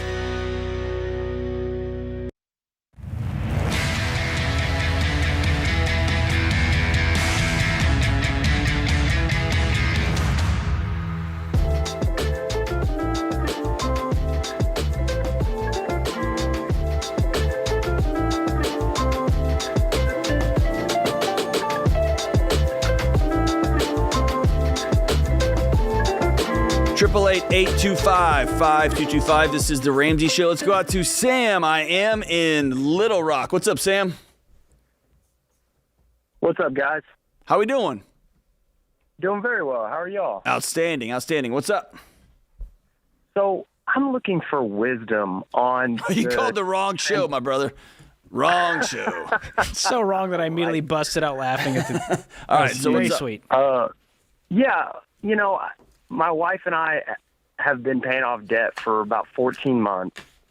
And next week, when our paychecks hit, we're done with debt. Woo. And the week after that, when my bonus hits, we're done with baby step 3. Yeah. So I'm just looking for the mindset that, you know, y'all had when you got done paying off debt, right? Like, what does that look like?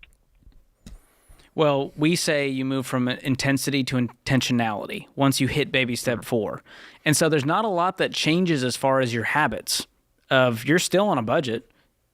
You just let your foot off the gas as far as, you know, working 3 jobs because you had to get to safety. You made it to shore. And so now the goal is how do we start building towards the future instead of paying for the past? And there's a lot of things you can kind of put on autopilot, like 15% into your retirement at that point. That can be an easy thing to do. It can also be really hard because you now want to use that money, but it still has an allocation. It still has to go somewhere and go to work for you. But now's the time to actually go, okay, what are some spending goals we have? We haven't been able to do that for a while. Where do we want to go on vacation? Hey, it's time to upgrade that car. Let's do that home renovation and cash flow it. And so that's where you sit down with your spouse and really start to put those goals on paper and make that a part of your daily, monthly, yearly routines. So one of the things I've seen people do, Sam, that helps them be successful is it's so wise that you're thinking through this now. Usually what happens is people become debt-free. They scream and yell and jump up and down in their living room. They wake up the next morning and their lives are exactly the same. They just don't have any bills next month.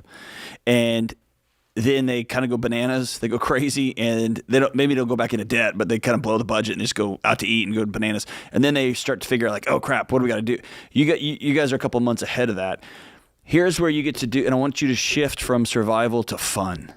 I would love for you and your wife to go out and have a long, really, really nice dinner, like an obnoxious one. And with the intention of, what do we want our lives to look like in the next 2 to 3 years? And what do we want our lives to look like in 5? Let's just dream and be silly about it. We want a house here, and we want the East Wing to look like this. Like, let's start dreaming together, not just surviving together. And then what you do is you sit down and say, okay, here's what's going to take to get there. And some of these things are silly. Some of them are real. And we're going to begin to build a path that's going to get us there. But now we're building a path looking forward. We're not just running through the night to not get eaten by a lion. You see the difference there? Yeah. But I do. Here's what's really important. You have to intentionally change your identity. Our identity was, we are a couple who will do whatever it takes to get out of debt. And if you don't go through some sort of ritual, if you will, to change your identity, one of you is going to hang on to that identity, and the other one's going to get really fed up and frustrated that they can't buy new shoes. And then you're going to have this weird angst in the house. You're not going to know where it's coming from. It's because you got two competing identities in the same marriage. And so let's turn our identity. Who do we want to become now? Do we want to be wild, generous people? Do we want to have our kids pay half of their college or 100% of their college? Or do we want to pay our house off? Now we can just start dreaming about whatever comes next. And it's incredible if you guys can make that turn. Yeah, that makes sense. When you're looking at like your fund money and all that, are you making separate pots of money for that? Like I just haven't had it, so I don't. It just becomes a line item in your budget. So it's Sam's fund money. Okay, yeah. There's an entertainment. There's a vacation sinking fund. So we save up $5,000 for that trip 6 months from now, and so that's all it becomes. And I have different areas that you can only do 3 things with money: give it, save it, spend it. I like to do it in that order. So set giving goals. That's going to come off the top. Set some savings goals. We're going to invest 15%. We're going to save up for the car. We're going to save up for the vacation. And then have some spending goals. And go, all right, we're going to spend some money this month. We're going to set at $500 to go out to eat because we just haven't been able to do that. We got to catch up on all the new restaurants in Little Rock, whatever it is for you guys. But doing that helps me feel grounded and not like I'm leaning one way too much. Because some people go, I have to save. I can't spend a dime. Dave said, no, Dave didn't say that. He said, live like no one else, so later you can live and give like no one else. And it's time to start leaning into the latter. I think I would maybe do it for a couple of months at a time, Sam. I just said 2 to 3 years. Maybe say, hey, we're going to spend 2 months and we're just going to go to some restaurants. We're going to eat out because we haven't done that in so long. And we're just going to enjoy some of these restaurants. What you will find is it will be nice and cool, and you're going to look forward to going back to eating at home. And you're going to like somebody else doing the dishes, and it's going to feel good to have somebody else clean up after you, and then you're going to get tired of the $50 and $60 and $70 bills just at regular old restaurants these days, and you're going to say, I'd rather go back home. Right? So it's just, but do it. Just here's the key. Just make sure you budget for it. Just put it in the budget. Yeah. Okay. And thank you. This will be wonky, okay? If you'll have an argument, you get frustrated. It's like, oh, I had my eye on this guitar, and she's like, well, I had my eye on you never buying another guitar. Like expect those things to happen. That's just marriage. It's just life. That's 2 people doing life together. But you're not broken, and you're not something's not wrong. It's just about turning the corner and changing identities together. Which, dude, I just think that's going to be a blast, man. It's going to be a blast. All right, let's roll out to Holly in Davenport. What's up, Holly? How are we doing? Hey, Dr. John. Hey, George. It's good to talk to you guys. It's great to talk to you, too. How are we doing? Yeah, well, speaking of changing identity, I am a new stay-at-home mom, and I just feel kind of lonely and isolated. Yes. I worked for 20 years before my husband and I had kids, and I'm about a year into this thing, and it's just, like I said, kind of lonely, isolated, and I want to be here with my kids. I think it's selfish. It would be very selfish of me to send my kids to daycare so I can, go work. We don't need the money. I need to be here with my kids, but I want to find happiness in it. I want to find joy in it, and I just can't. I just haven't been able to. Man, if you were in front of me, ask you if it was okay to give you a hug, because this is one of the most common conversations I have across the country, and it's the opposite. I have the opposite conversation as well. I can't stay at home, and I feel like I should, or I should be at work. I want to be at work, and I feel like I got to be at home, and then my kids do something crazy, and then I think mean thoughts like I wish my kids would stop smearing crap all over, and then I feel guilty for having these thoughts. And so I want you to understand you've been in it for a long time, but you are continuing into the vortex that is modern Western world that is built on a guilt factory for mothers. You can't win. Damned if you do, damned if you That's don't. right. You're going to get judgment on either side and opinions from the other moms. Yes. You're going to get opinions from yourself. That's the issue that I'm having. You know, I can care less about the outside world. And honestly, I think maybe some of the issue too is that I don't really have community. I don't have a lot of friends. My family doesn't live here. Holly, I think that is key. Here's two things I think are key. Number one, I think you thought it would feel different. If I make this huge sacrifice, the reward that I'm going to quote unquote feel inside is going to be worth it.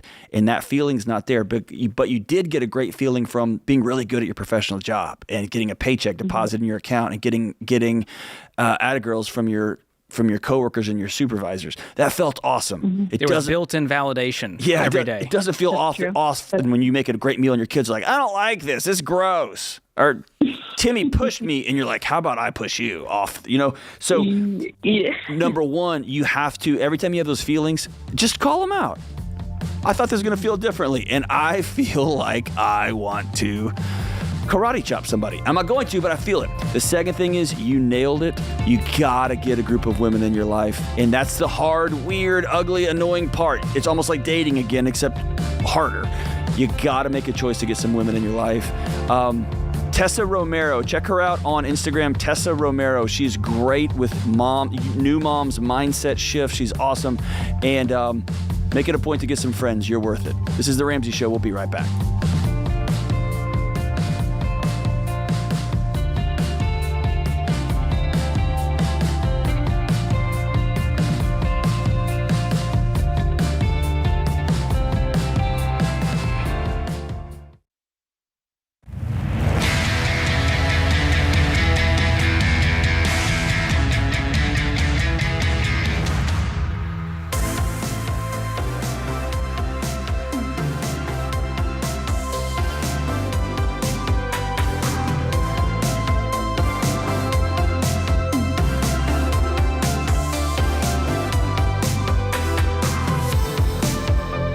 Hey, what's happening? This is The Ramsey Show. I'm John Deloney, joined by my good friend George Camel. And on the debt-free stage, we have Anna and Isabella and Nicholas. What is happening? Hey, happy to be here. How we doing? Good. All the way Great. From the great state, the only country that matters, Texas. That's right. Yeah. Very cool.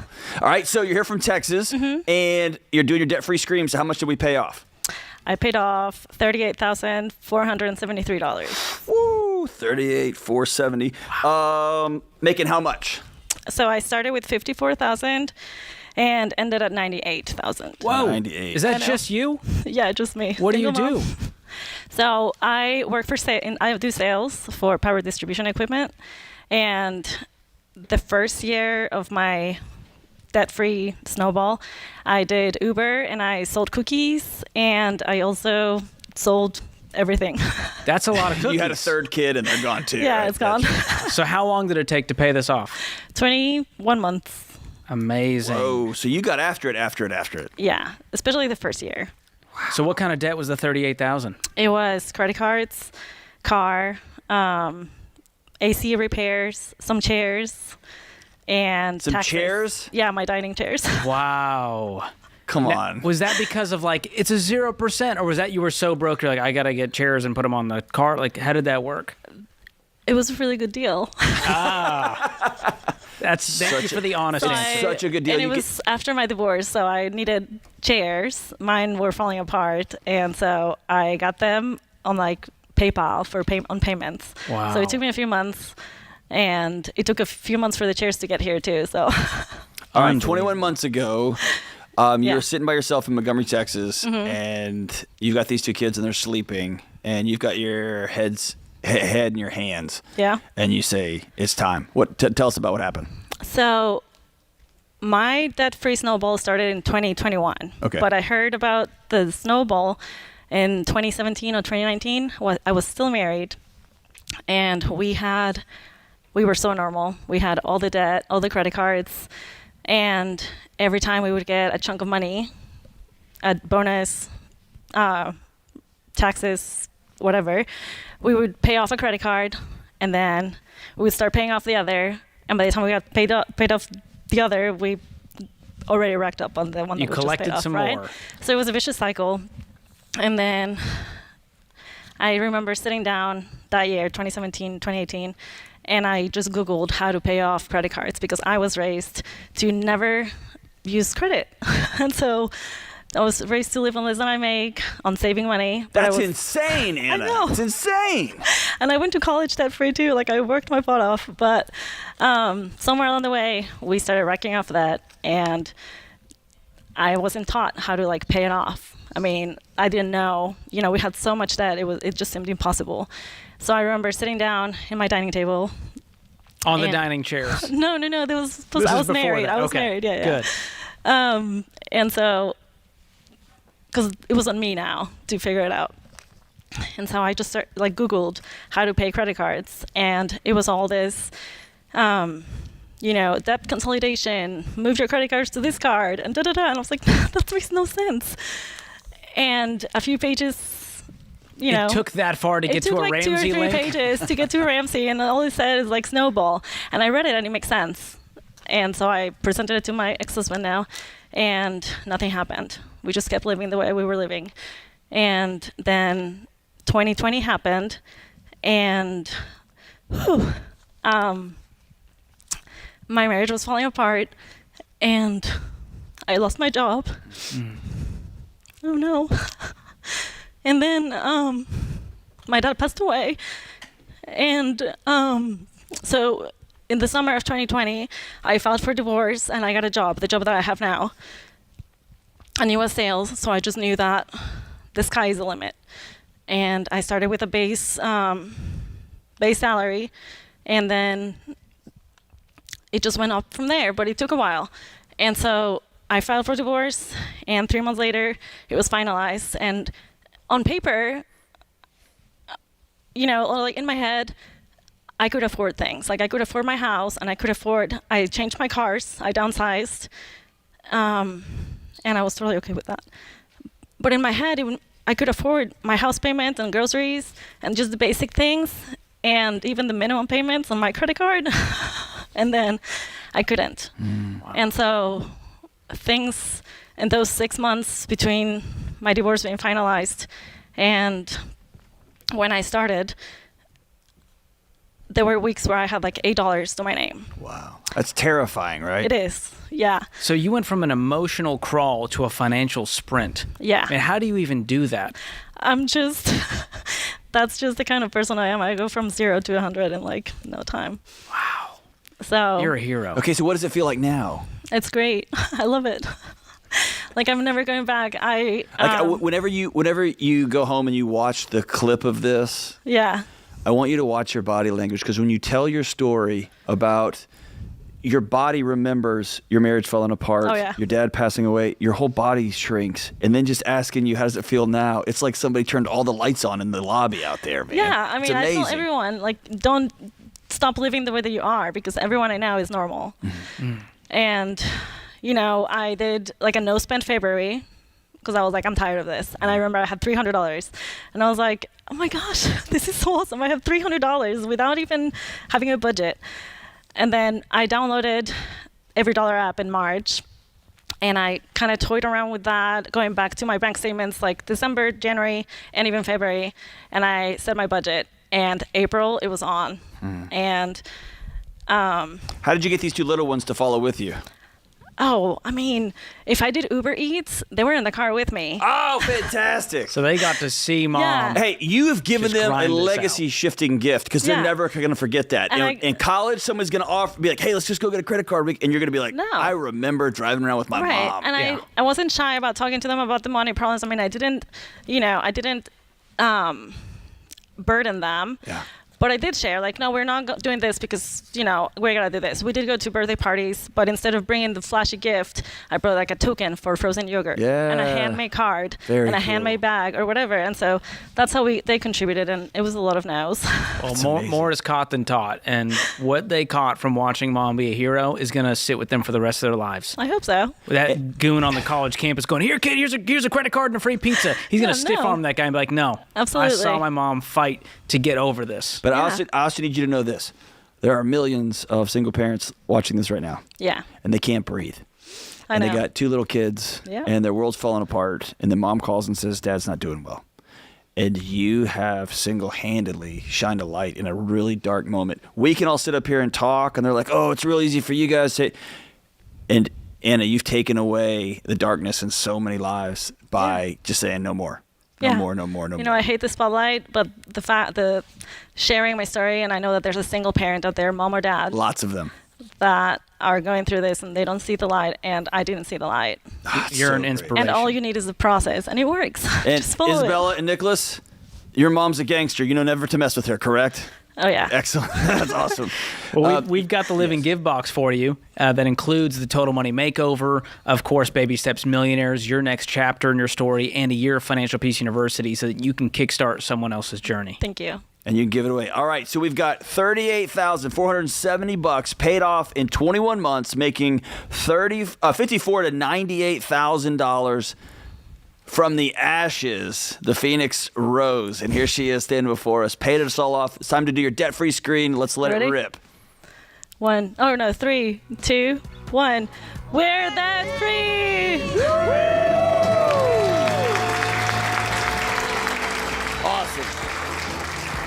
I wish my mom was that cool back then, you know? What a hero. I love, my favorite part of the show is debt-free screams, especially the excuse busters. Yeah, but I have. Yeah, but I know Anna. Nothing's stopping her now. I know Anna. Not with her finances, not with her career, not with nothing. If you are listening to this, no one can stop you either if you just say today's the day. This is The Ramsey Show.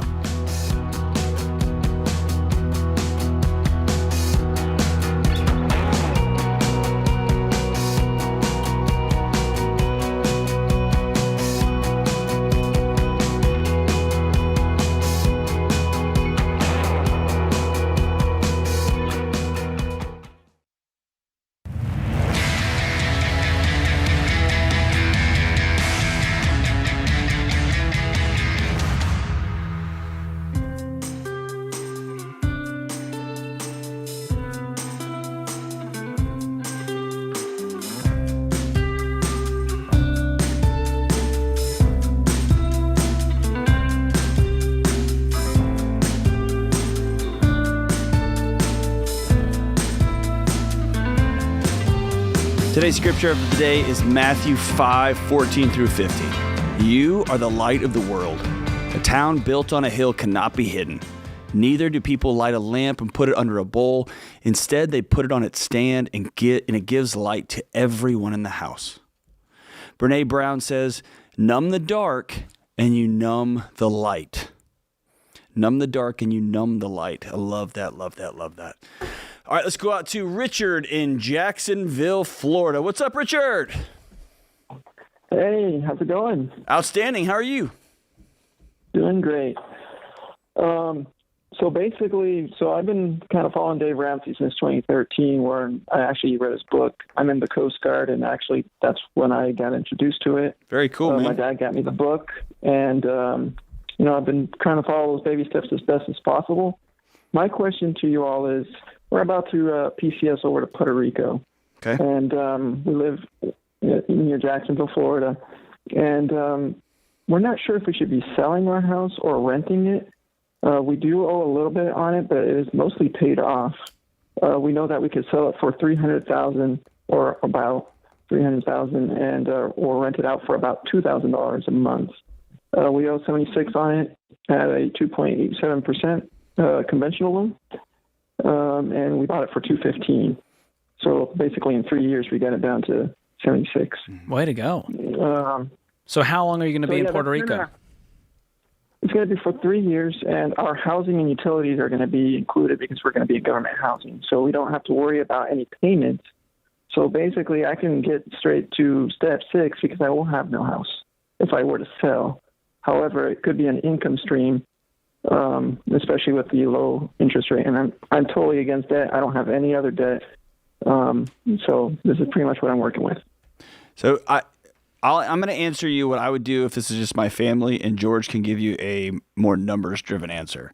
I would not want to be a landlord on the other side of the world. And I know other side of the world is relative here, but I would want to be a landlord one state over when dealing with a company that's going to come in and manage the property, or when the air conditioner goes out or the dishwasher leaks and causes the subfloor to rot. I just don't want to deal with that. I'd much rather have cash in just a regular money market account, if you will. Let it sit there, throw it in a Vanguard account for a few years and just let it sit, so that when we come back to the States, and quite honestly, Puerto Rico is incredible. If you come back to the States, then you can buy a place when you come back. And would you for sure be stationed back in Jacksonville when you came back?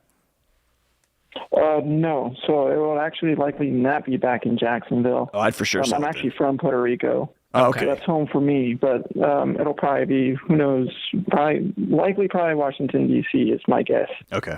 Yeah, then I'm selling, and here's another option for you, Richard. If you do sell it, let's say you net $200,000. Is that fair to say after fees? Sure.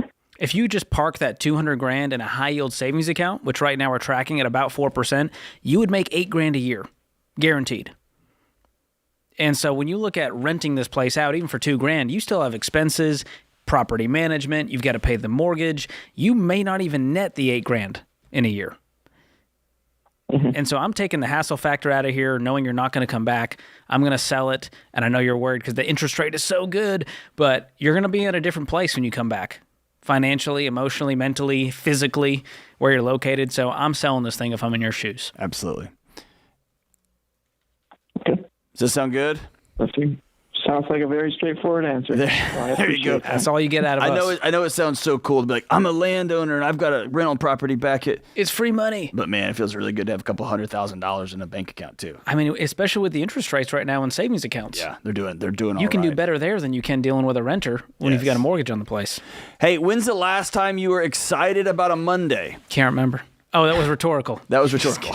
What if, instead of waking up exhausted, you felt exhilarated? You can't wait to get to work because it's another day to fulfill your passion.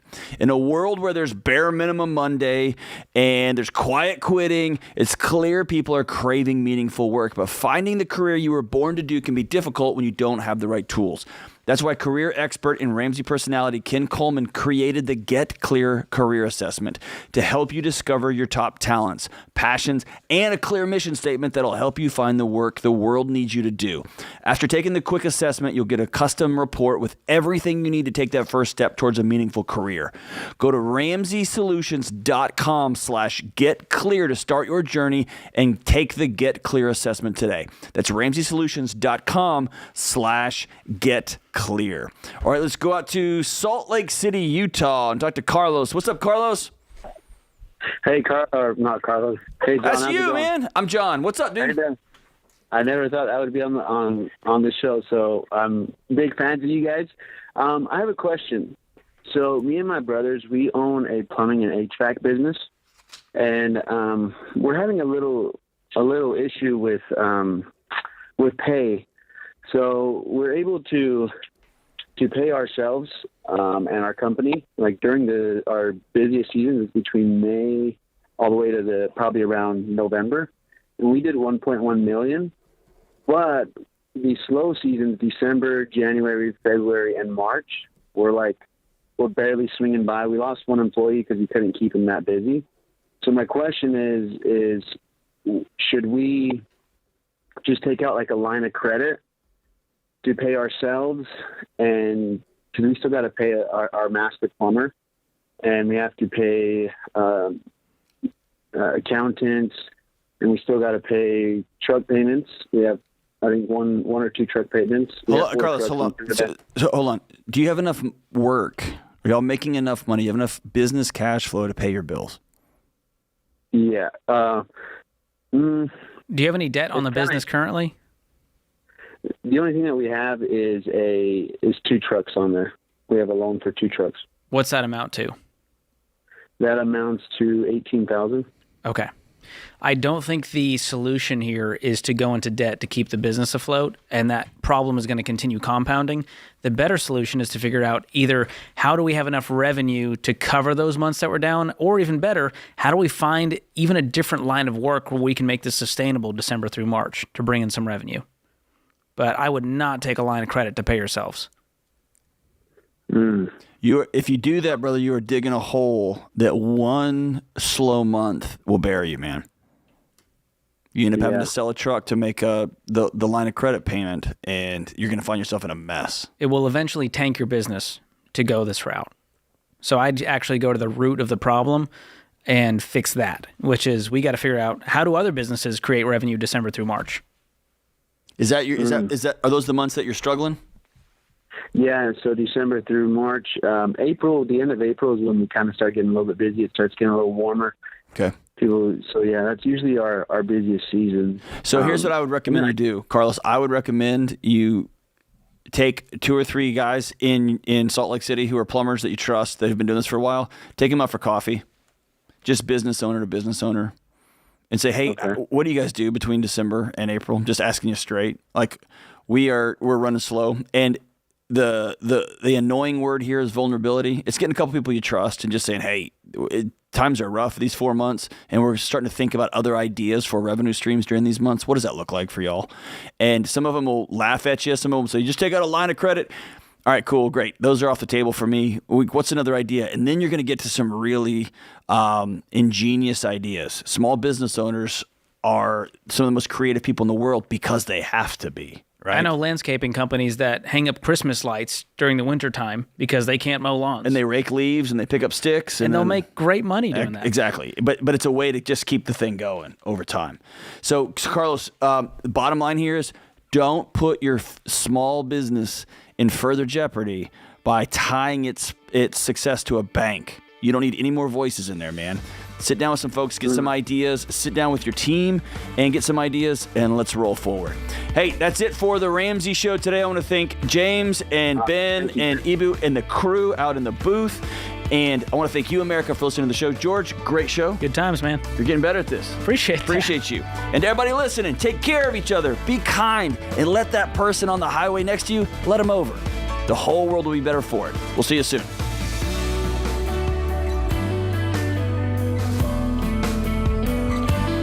Hey, it's Dr. John Deloney. If you like what you heard in this episode and want to know more about getting started on the Ramsey baby steps, go to RamseySolutions.com and click on the Get Started button. We'll help you figure out the best next step for you based on your specific situation. That's RamseySolutions.com and click Get Started.